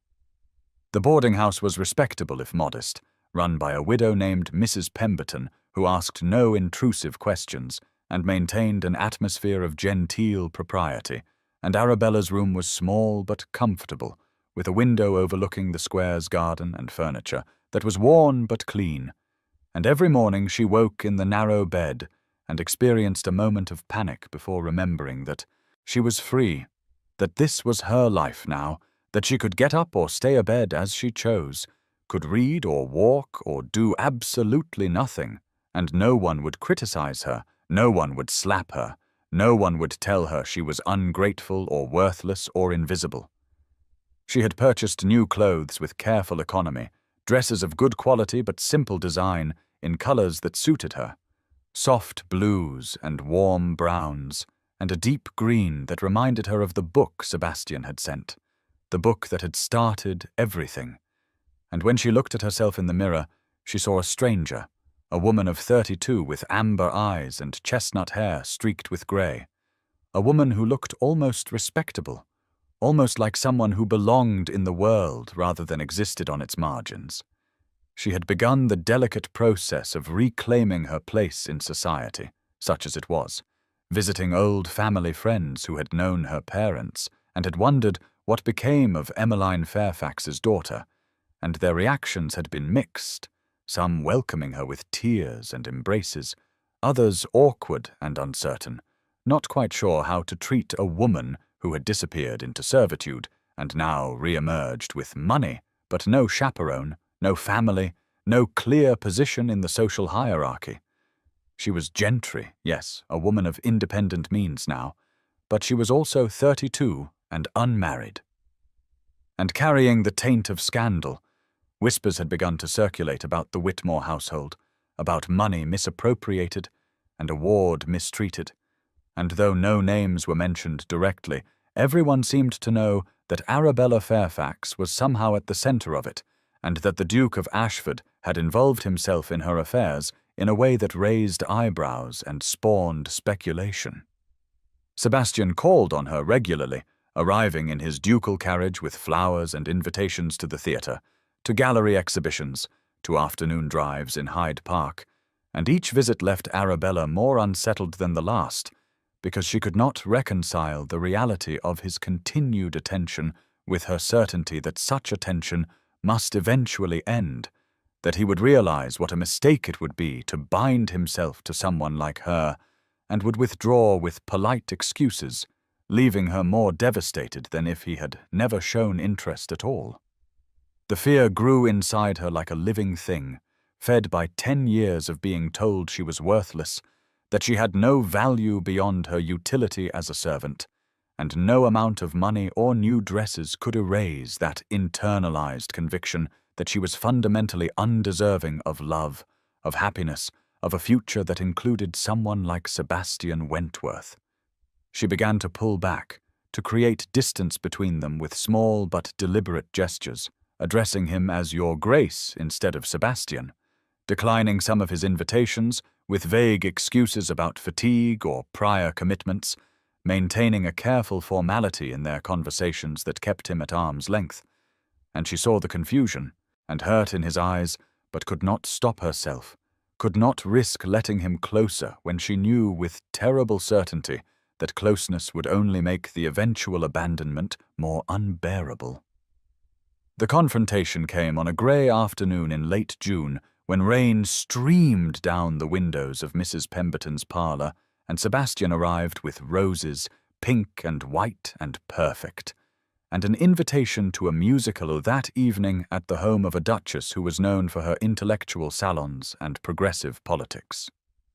Arabella received him in the parlour with her hands folded in her lap and her expression carefully neutral, and she thanked him for the flowers with a politeness that was almost painful in its distance. "You have been very kind, Your Grace," she said, "but I fear I must decline your invitation this evening. I am not quite feeling myself. Perhaps another time." Sebastian set the roses on the table with controlled precision and turned to look at her, and she saw frustration flickering across his features. "Sebastian," he said, his voice tight. "You call me Sebastian. We have been beyond formality for months now. Why are you suddenly retreating behind titles and politeness as though we are strangers?" Arabella looked down at her hands, unable to meet his eyes. "I think it is best if we maintain proper formality, Your Grace," she said, her voice barely above a whisper. "It is more appropriate given our respective positions."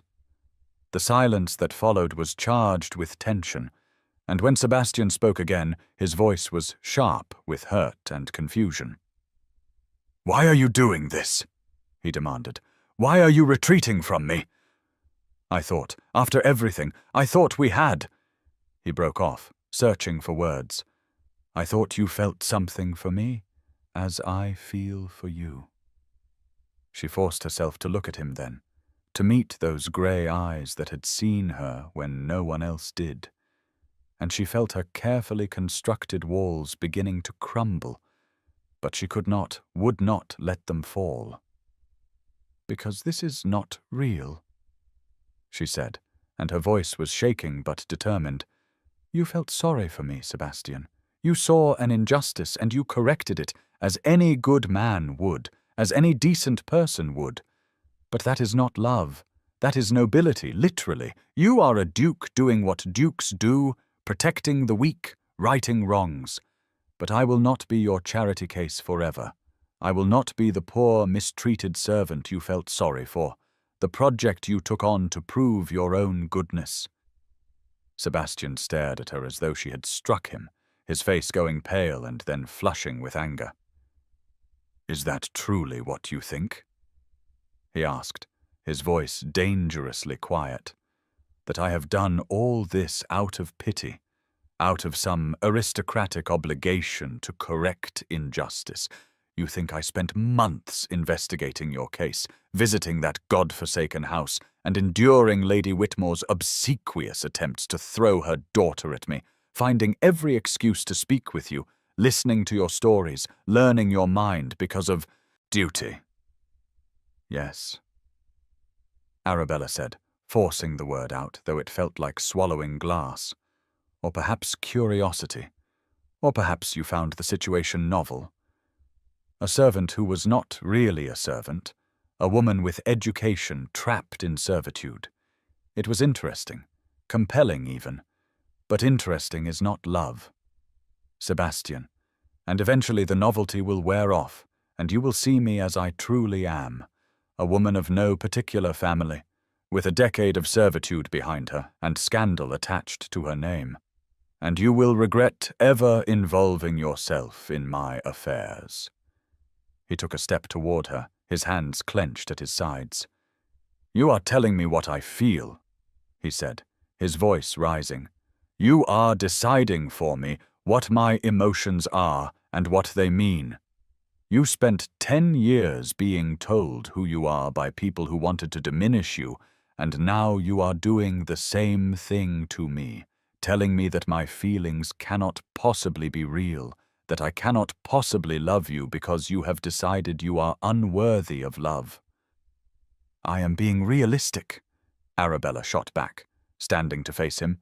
"You are a duke, one of the most powerful men in England. You could marry anyone, any beautiful, accomplished woman of impeccable family. Why would you choose me, a woman who was recently a servant? We do not live in a fairy story, Sebastian.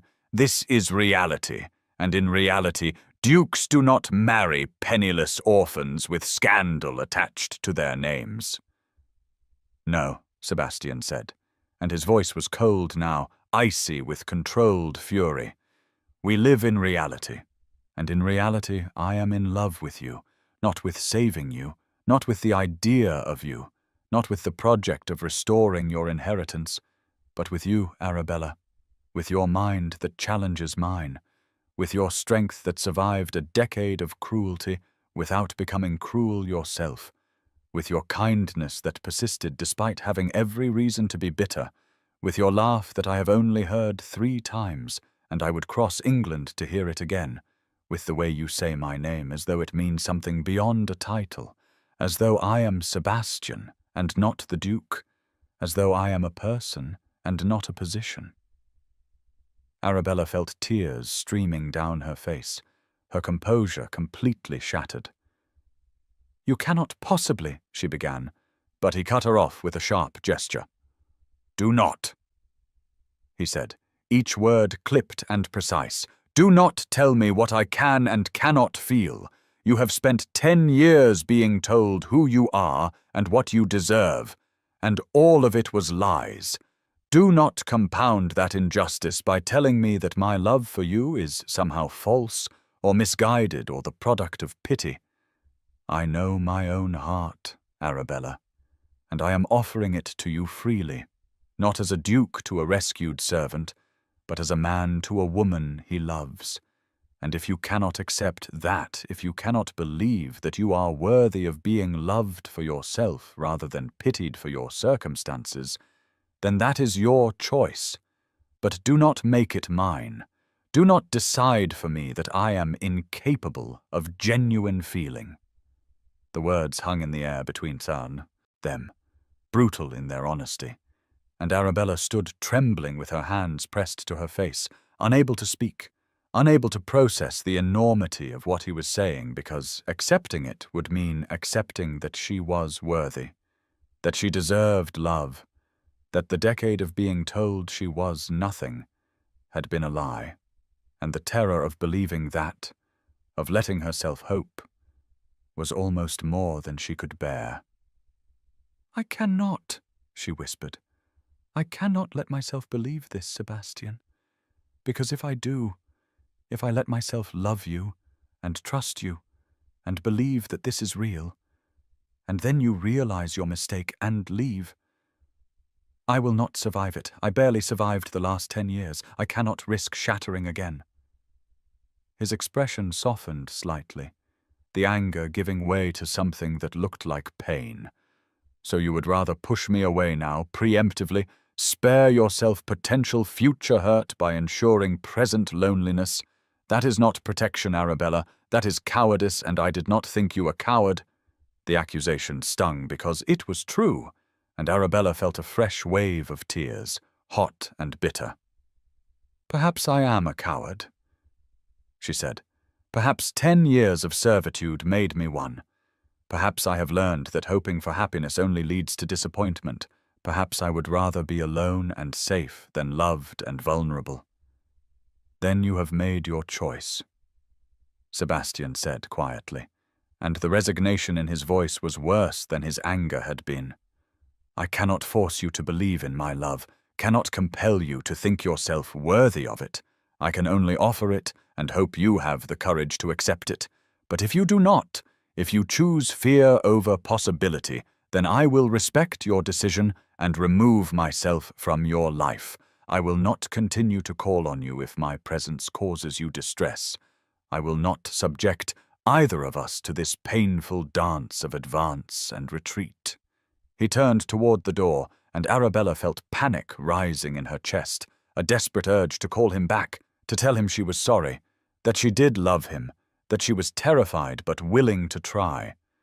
But the words stuck in her throat, trapped behind 10 years of silence and shame, and she watched him walk to the door with her heart breaking and her mouth unable to form the sounds that might stop him. At the threshold he paused and looked back at her, and his expression was devastated, the careful ducal mask completely gone, and she saw naked pain in his eyes. "I love you, Arabella Fairfax," he said. "I love you not because you were mistreated, and I felt sorry for you, but because you are brilliant and strong and kind and real. I love the way you think and speak and see the world. I love who you are now and who you might become if you allowed yourself the freedom to grow beyond the trauma of your past. But I cannot love you into believing you are worthy. That is something you have to choose for yourself. And until you do, there is nothing more I can do." He left, the door closing behind him with a soft click.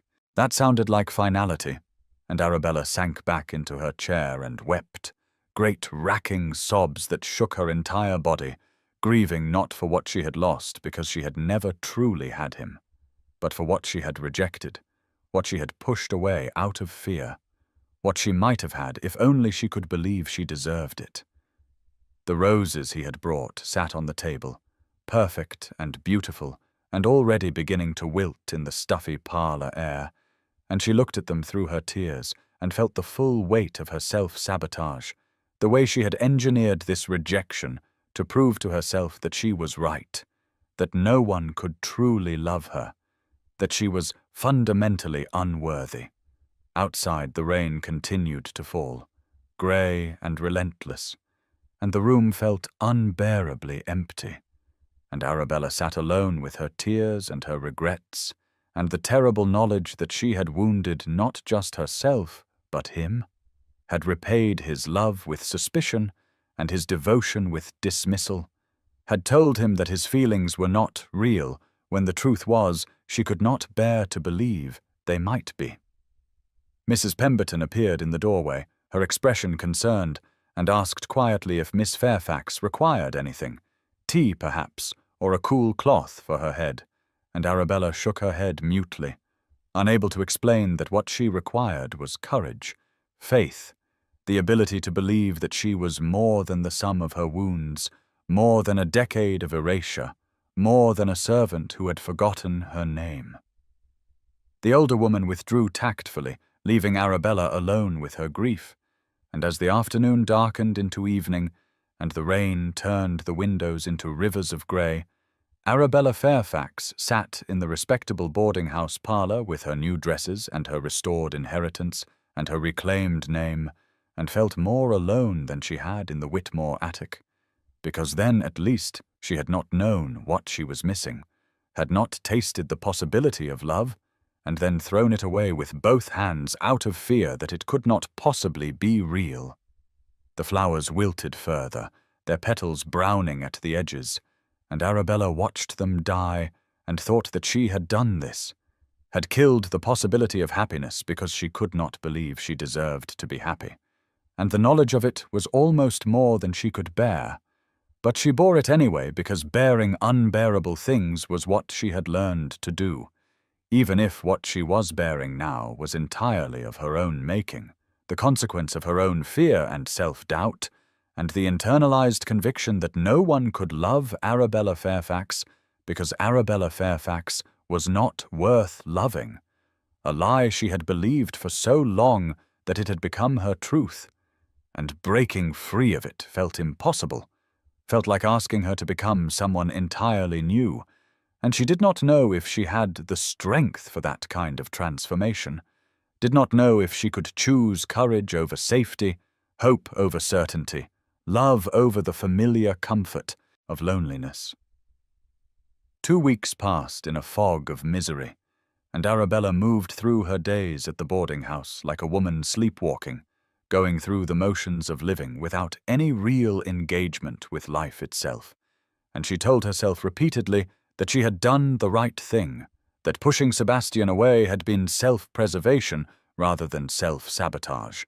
But the conviction grew more hollow with each passing day until it felt like a lie she was telling herself to avoid confronting the truth, which was that she had rejected love out of fear and was now paying the price in loneliness and regret. She avoided society as much as possible, declining invitations and spending her days reading in her room or taking solitary walks in the square garden, and when she caught glimpses of herself in mirrors, she saw a woman who looked haunted, her eyes shadowed with sleeplessness, her face drawn with unhappiness, and she wondered if this was what the rest of her life would look like, financially independent but emotionally isolated, free but utterly alone. The invitation arrived on a Tuesday morning, delivered by a liveried footman who waited for a response, and Arabella stared at the heavy cream card stock, with its elegant script, in complete bewilderment. Lady Henrietta Tilney requests the pleasure of Miss Arabella Fairfax's company at a ball to be held at Tilney House on Friday the 28th of June, dancing to commence at 9 o'clock, and she read it 3 times before the reality of it penetrated, that she, Arabella Fairfax, with her ambiguous social status and her cloud of scandal, was being invited to one of the season's most prestigious events by a woman known for her impeccable taste and powerful social connections. Her first instinct was to decline, to send the footman back with polite regrets, to avoid the scrutiny and whispers that would inevitably follow her entrance into such elevated company.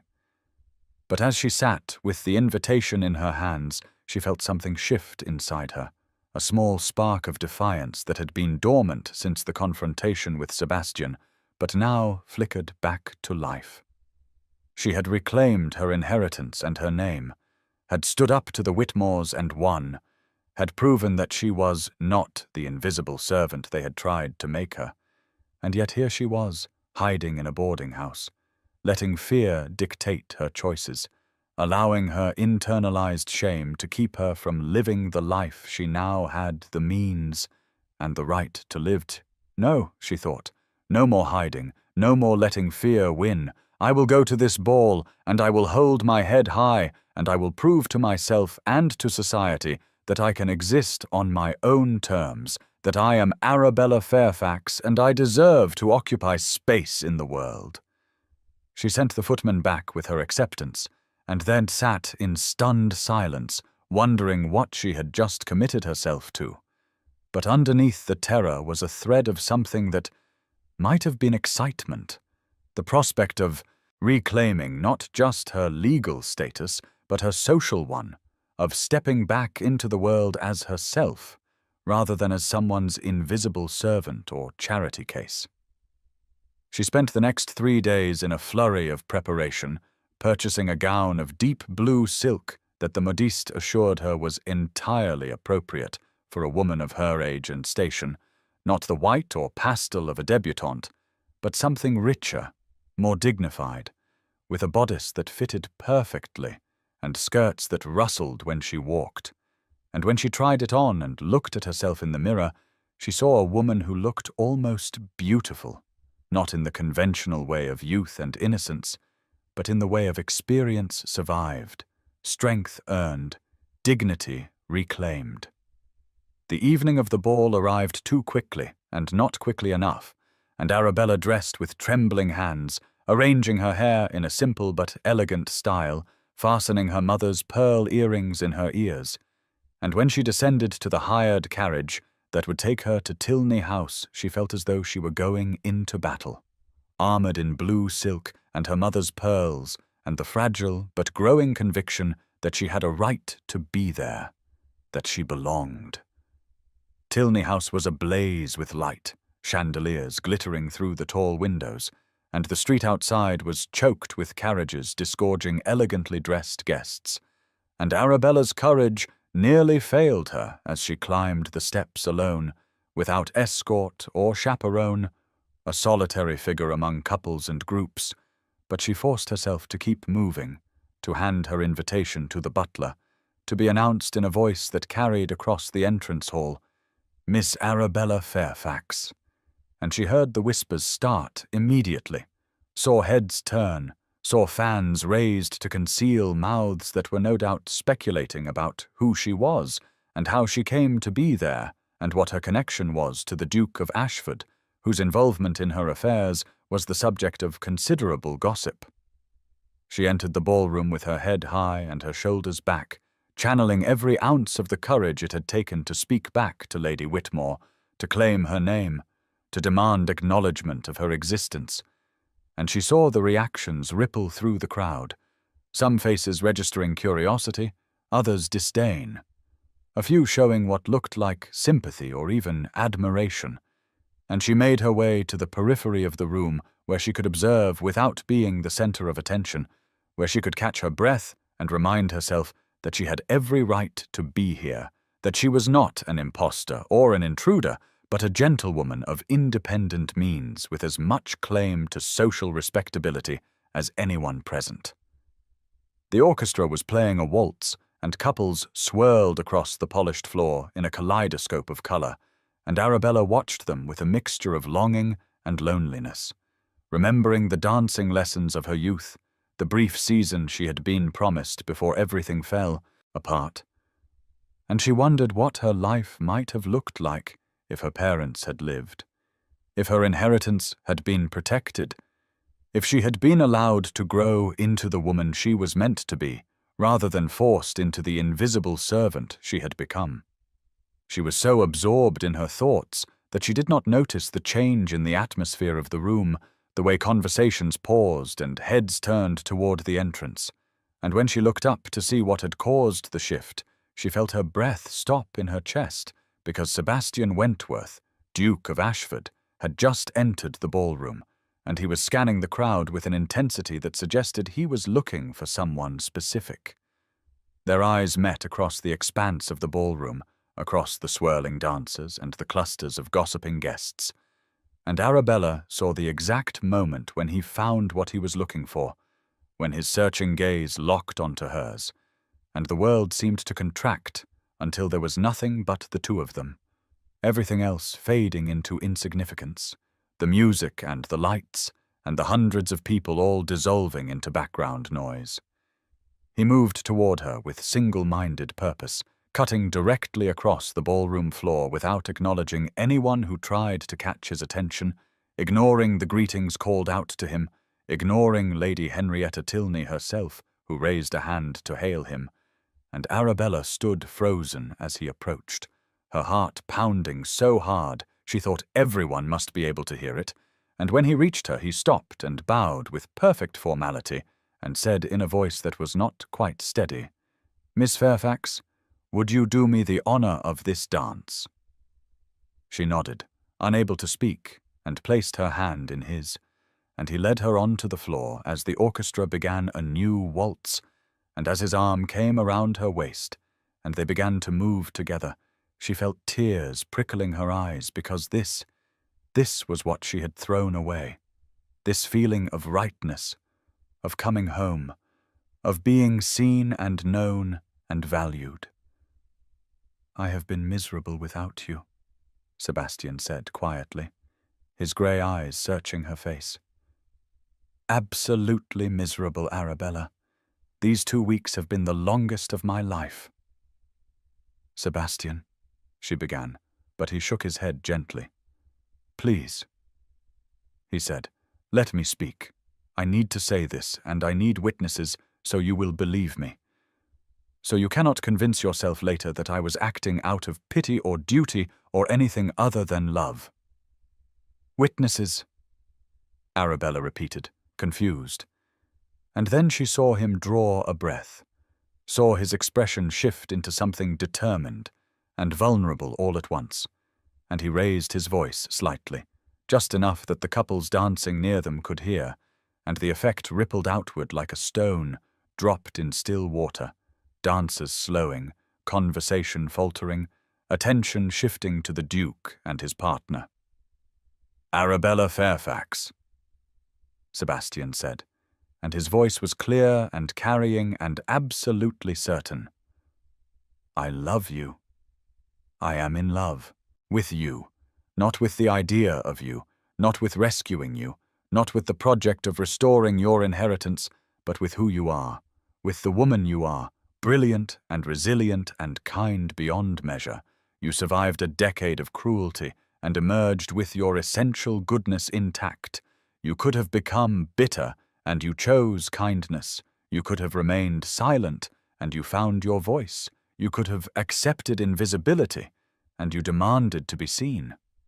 The music had faltered, the orchestra noticing what was happening, and couples had stopped dancing, were turning to watch, and the entire ballroom was going quiet, conversation dying away, as everyone strained to hear what the Duke of Ashford was saying to the woman in the blue silk gown, and Arabella felt her face flushing hot with embarrassment, and something else, something that felt like hope, breaking through the shell of her fear.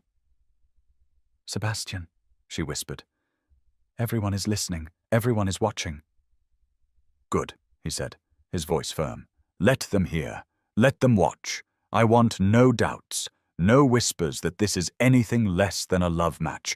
I want everyone to know that I am here by choice, that I love you by choice, that I am asking you to marry me, not because I feel sorry for you, but because I cannot imagine spending the rest of my life with anyone else." The ballroom was utterly silent now. You could have heard a pin drop, and Arabella stared at Sebastian with tears streaming down her face, her heart so full she thought it might burst. "I am not a perfect man," Sebastian continued, still holding her as they stood motionless in the center of the dance floor. "I can be cold and proud. I have spent my entire life behind walls of ducal reserve. But you see past that to who I truly am. You call me Sebastian and mean the man, not the title. You challenge me and surprise me and make me want to be better than I am. And I see you, Arabella. All of you. The girl who lost everything, and the woman who survived, and the soul who never broke, even when the world tried to break you. I see your strength and your fear and your courage, and I love all of it. I love you completely and entirely, and I am asking you here, Now, in front of every gossip in London, will you marry me? Will you be my wife? Will you let me spend the rest of my life proving that you are worthy of love, that you deserve happiness, that you matter?"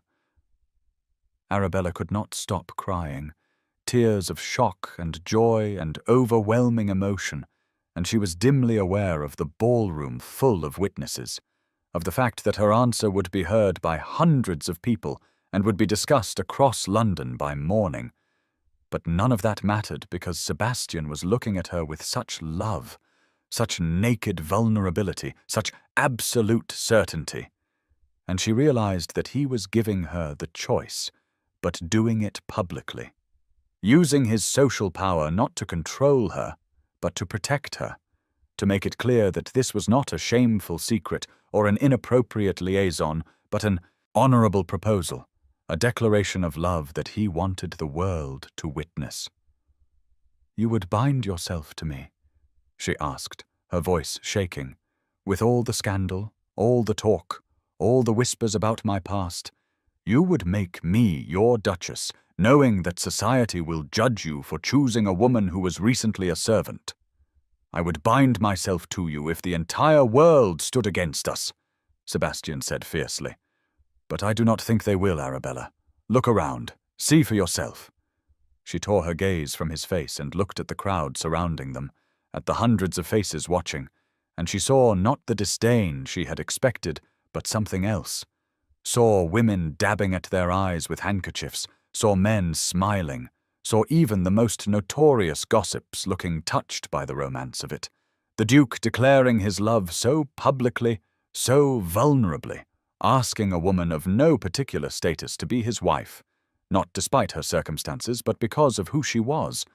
And she realized that Sebastian had been right, that society loved a love story, that his public declaration had transformed her from a scandalous figure into a romantic heroine, the woman who had captured the heart of one of England's most eligible bachelors. "Yes?" Arabella said, and her voice broke, but she forced herself to speak louder, to make sure he heard, to make sure everyone heard. "Yes, God help me, yes, I love you, Sebastian. I think I have loved you since you first asked my name, since you looked at me in the park and saw a person rather than a servant, since you knelt in the dirt to retrieve my fallen shawl, since you said Arabella as though it were a prayer. I love you and I am terrified, but I choose courage, I choose hope, I choose you." The ballroom erupted in applause, spontaneous and thunderous, and the orchestra began playing again, a triumphant waltz, and Sebastian pulled her closer and they resumed dancing, moving together as the other couples joined them on the floor, and Arabella felt as though she were floating, as though the last 2 weeks of misery had been a nightmare, and this was waking up. This was reality. This was the future she had not dared to believe she deserved. "I was so afraid," she whispered against his shoulder, "so convinced that you could not possibly love me, that I was not worthy." "You are worthy," Sebastian said firmly. "You have always been worthy, Arabella. The Whitmores tried to convince you otherwise, but they were wrong. You are extraordinary. You are brave and brilliant and beautiful, and I am the luckiest man in England that you have agreed to marry me." She laughed then, a real laugh, perhaps the 4th time he had heard it, and the sound of it made him smile so broadly that she saw several nearby dancers exchange knowing looks and whispered comments. "We are going to be talked about for weeks," Arabella said. "This will be the scandal of the season." "Let them talk," Sebastian replied. "Let them say that the Duke of Ashford fell desperately in love with a woman of remarkable character and had the good sense to propose before someone else snapped her up. Let them say that he made a spectacle of himself, declaring his feelings in front of half of London. I do not care what they say as long as you are mine." "I am yours," Arabella said, and saying the words aloud felt like another resurrection, another claiming of self. "I am yours, Sebastian, and you are mine, and we will face whatever comes together." "Together," he agreed, and he said her name then, just her name, Arabella, with such tenderness that it made her heart ache in the best possible way. And she understood finally that this was real, that he loved her not because he felt sorry for her, but because of who she was, that she was worthy of being loved not despite her past, but as a complete person who included her past, her survival, her strength, all of it. The waltz ended, and the applause began again, guests congratulating them, Lady Henrietta Tilney sweeping over with tears in her eyes to embrace Arabella and welcome her to the family, as it were, saying that she had suspected something of the sort when the Duke had asked her to ensure Miss Fairfax received an invitation, that she was delighted to have hosted such a romantic proposal, that it would be the highlight of the season. Arabella accepted the congratulations and the embraces with a sense of unreality, still not quite able to believe that she, who had been invisible for 10 years, was now the centre of attention at one of London's most prestigious balls, engaged to a duke, accepted by society not with tolerance but with enthusiasm. And through it all, Sebastian remained at her side, his hand at the small of her back, his presence a steady anchor. And every time she looked at him, he was looking at her with such love that she felt her remaining doubts dissolving like morning mist in sunlight. They danced again and again, and between dances they stood together receiving well wishes.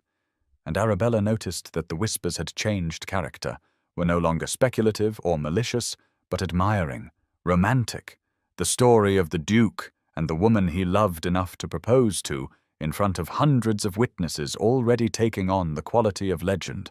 And she realized that Sebastian had known exactly what he was doing, had used his social power and his public declaration to protect her from gossip, to make it impossible for anyone to suggest their marriage was anything other than a love match, to give her the shield of his name and his status while making it clear that the choice had been hers, that he had asked and she had accepted, that this was partnership, not rescue.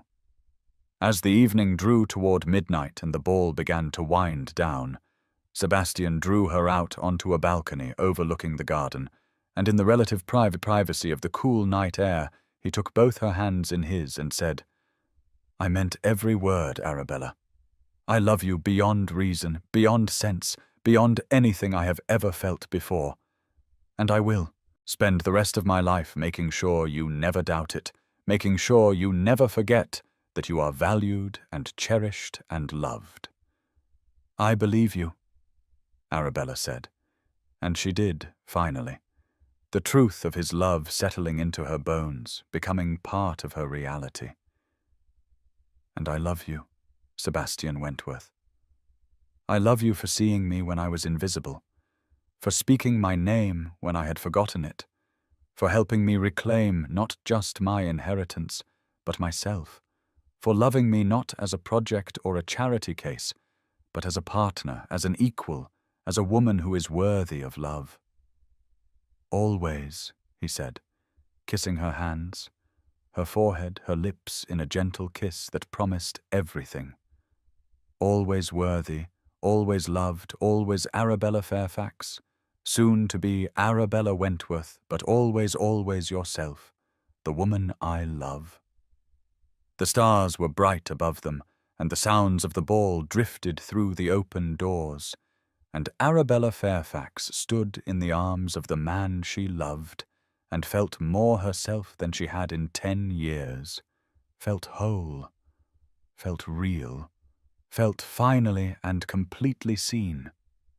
And she knew that whatever challenges lay ahead, whatever adjustments would be required in becoming a duchess, whatever scrutiny would come from being the woman who had captured the Duke of Ashford's heart, she would face it all with courage because she was no longer alone, no longer invisible, no longer the woman who had forgotten her own name. She was Arabella, and she was loved, and that made all the difference. The wedding took place on a September morning when the countryside around Ashford Hall was painted in golds and russets, the summer giving way to autumn with a gentleness that felt like benediction, and Arabella stood in the small stone chapel that had served the estate for 300 years, waiting to walk down the aisle toward the man who had given her back her name and her voice and her belief that she deserved to be loved.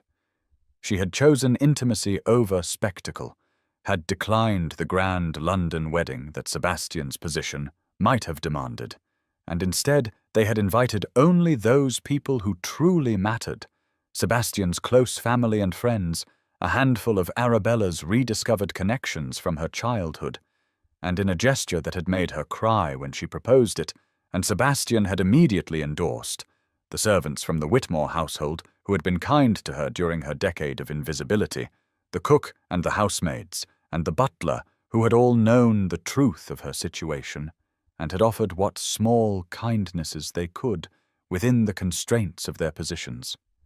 The chapel was filled with late summer flowers, roses and dahlias in shades of cream and pink and gold, and the afternoon light streamed through the stained glass windows, casting colored shadows across the stone floor.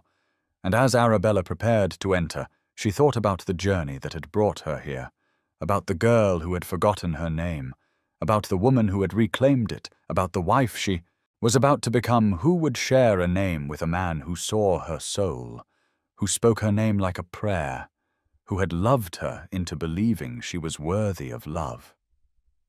She wore a dress of cream silk, simple but elegant, cut in clean lines that suited her age and her character.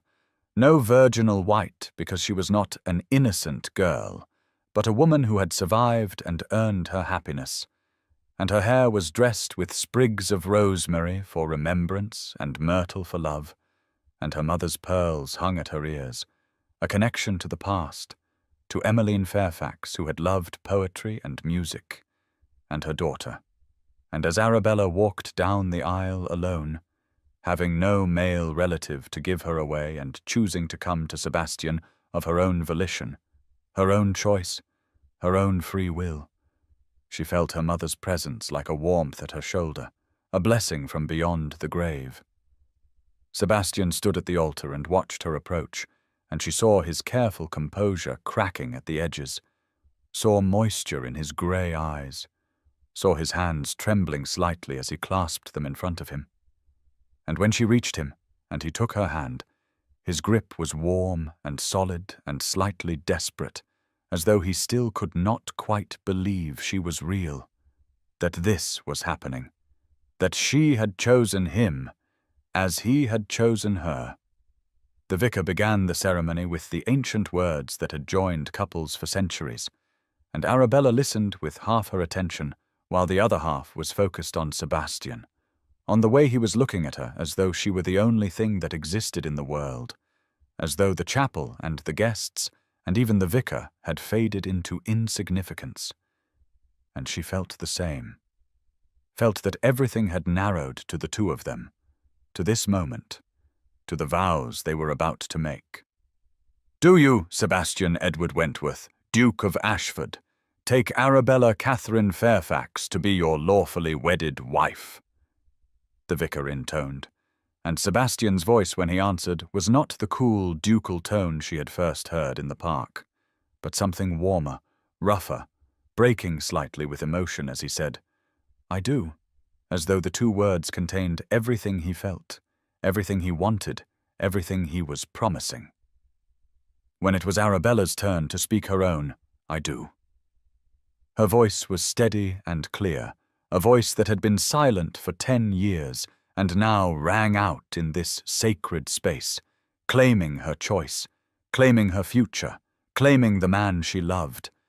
And when the vicar directed Sebastian to repeat his vows, when he said, Sebastian, take the Arabella," Sebastian spoke her name with such tenderness, such reverence, such profound love, that Arabella felt tears sliding down her cheeks, felt the weight of all that her name had meant and not meant, how it had been stolen and reclaimed, how it had been forgotten and remembered, how it was now being spoken by the man she loved in front of witnesses as he promised to honor and cherish and love her for the rest of his life. The ceremony concluded, and they were pronounced husband and wife, and Sebastian kissed her with a gentleness that acknowledged the sacred nature of the moment, a kiss that promised everything, patience and passion and partnership. And the small congregation applauded, and Arabella turned to face them as the new Duchess of Ashford, and saw the servants from the Whitmore household in the back pews crying openly, saw Sebastian's family smiling with genuine warmth, saw faces full of joy and approval and the recognition that this was a love match, a true union, not a marriage of convenience, but a meeting of souls. The wedding breakfast was held in the great hall at Ashford, intimate by ducal standards but still elegant, and Arabella moved through it in a daze of happiness, accepting congratulations, embracing old friends, and always aware of Sebastian at her side, his hand at her back, his presence a constant reassurance that this was real, that she was loved, that she had not just survived but had somehow, impossibly, found joy on the other side of suffering. When the formalities were concluded and the guests had moved to the gardens for the remainder of the afternoon, Sebastian drew Arabella into the library, the room where they had first truly spoken, where she had told him her story and he had promised to help her reclaim what had been stolen. And in the golden afternoon light filtering through the tall windows, he reached into his coat and withdrew a leather-bound book. And when Arabella took it and opened the cover, she saw that it was a journal, blank pages waiting to be filled, and on the first page in Sebastian's bold hand was written, Arabella Fairfax Wentworth, her life, her voice, her story. So you never forget, Sebastian said quietly. So the world never forgets. You existed even when they tried to erase you. You had a voice even when they silenced you. You had a story even when they tried to write you out of it. This is yours, Arabella, to fill as you choose, to write your own narrative, to create the record of who you are and who you will become. Arabella pressed the book to her chest, overwhelmed by the thoughtfulness of it, by what it represented. And when she looked up at Sebastian, she saw him watching her with such love that it took her breath away. Say your name for me, love, he requested, and she understood what he was asking, understood that he wanted to hear her claim herself, claim her full identity as his wife, but also as herself, the woman she had been and the woman she was becoming. Arabella, she said, her voice strong and certain. Arabella Fairfax Wentworth, and saying it felt like coming home, felt like the final piece of a puzzle sliding into place. The girl she had been and the woman she had become, and the wife she now was, all existing together in her full name, her complete identity. The most beautiful words I have ever heard, Sebastian said, and he kissed her again, deeper this time, a kiss that was both promise and celebration, and Arabella felt the last vestiges of her fear dissolving, felt herself fully inhabiting her life, her name, her future. The months that followed were an adjustment, learning to be a duchess, managing a great household, navigating the social obligations that came with Sebastian's position. But through it all, Sebastian remained her anchor and her partner, deferring to her judgment, supporting her decisions, making it clear to everyone that the Duchess of Ashford was not merely his wife, but his equal, his companion, his love. Arabella established a foundation to help young women in situations similar to what hers had been, orphans and wards who were vulnerable to exploitation, providing them with legal assistance and financial support, and most importantly, with advocacy, with someone who would ensure their names were known and their voices were heard. And the work gave her a sense of purpose beyond her personal happiness, a way of transforming her suffering into something that might prevent others from enduring the same. 1 year after their wedding, on a crisp October afternoon, Arabella sat in the library at Ashford Hall with her infant daughter in her arms, a baby girl with Sebastian's dark hair and Arabella's amber eyes, and she was reading aloud from Wordsworth, the poet her mother had loved, the poet whose work had been her comfort during the dark years, and the baby was too young to understand the words, but seemed soothed by the rhythm of her mother's voice. "Once upon a time," Arabella said, deviating from the printed text to tell her daughter a story. "Your mamma forgot her own name. She lived in a house where no one spoke it, where no one acknowledged she existed, and she became invisible. But then your papa came along and he asked her name, and when she could not answer because she had forgotten how to claim herself, he waited patiently until she remembered, and then he said her name. Arabella, and it sounded like a prayer, like the most important word in the world, and your mamma remembered who she was, and now she will make sure you always, always know who you are. You are Emmeline Arabella Wentworth, named for your grandmamma who loved poetry, and you have a name, and you will never forget it. You will never be invisible. You will always know you are loved." She looked up to find Sebastian standing in the doorway watching them, and the expression on his face was so tender it made her throat tighten, and he crossed the room and knelt beside the chair, reaching out to touch the baby's tiny hand, and then taking Arabella's hand in his other, joining the three of them together. "She will know it," Sebastian said softly. "She will know her name, and she will know she is loved, as you are loved, Arabella, as you will always be loved." "Say it again," Arabella requested, a request she made often, needing to hear her name spoken with love, needing the reassurance that she was real, that she existed, that she mattered.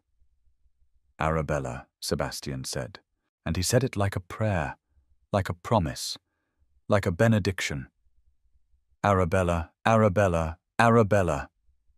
And each repetition was a gift, a recognition, a celebration of her existence, and she felt the little girl who had lost everything, and the woman who had survived, and the wife and mother she had become, all existing together in that single name, her name, the most important word in her personal lexicon. "I am here," Arabella whispered. "I exist. I am real." "You are everything," Sebastian replied. "You are my wife, my love, my partner. You are Emmeline's mother. You are the woman who taught me what courage looks like, what resilience means, what it is to survive impossible circumstances and emerge with kindness intact. You are Arabella Fairfax Wentworth, and you will never be invisible again, never be silenced again, never be erased again. I will say your name every day for the rest of our lives if that is what you need to remember that you matter." The baby made a small sound, a contented sigh, and Arabella looked down at her daughter and then up at her husband, and she felt such overwhelming gratitude for this life she had never thought she would have, this family, this love, this peace that was earned rather than given, hard won rather than inherited, and she knew that the scars of her past would always be part of her, that some wounds never fully healed, but she also knew that scars were evidence of survival, proof that she had endured and overcome, and she would carry them not with shame, but with a quiet pride in her own strength. The library was warm with firelight, and the autumn afternoon was fading into evening, and the three of them sat together in the room where Arabella had reclaimed her voice, where she had told her story, where Sebastian had promised to help her seek justice, and now it was the room where she read to her daughter, where she passed on the love of poetry her mother had given her, where she ensured that the next generation would know their name and their worth, would never have to fight to exist, because their existence would be celebrated from the very beginning. Sebastian picked up the journal he had given her, the one she had been filling with her story, with memories of her parents, with reflections on her years of servitude, with hopes for the future, and he read aloud the entry she had written the night before. "I am Arabella Fairfax Wentworth," she had written, "daughter of Emmeline and Thomas Fairfax, wife of Sebastian Wentworth, mother of Emmeline. Arabella Wentworth, I was erased, and I reclaimed myself. I was silenced, and I found my voice. I was told I was worthless, and I learned I was worthy. I was invisible, and I became visible. Not through anyone else's power, but through my own courage and the support of someone who loved me enough to help me remember who I was. This is my story. These are my words. This is my name, and it will never be taken from me again." "Beautiful," Sebastian murmured. "Absolutely beautiful. Your story, your voice, your truth. All of it matters, Arabella. All of it will endure."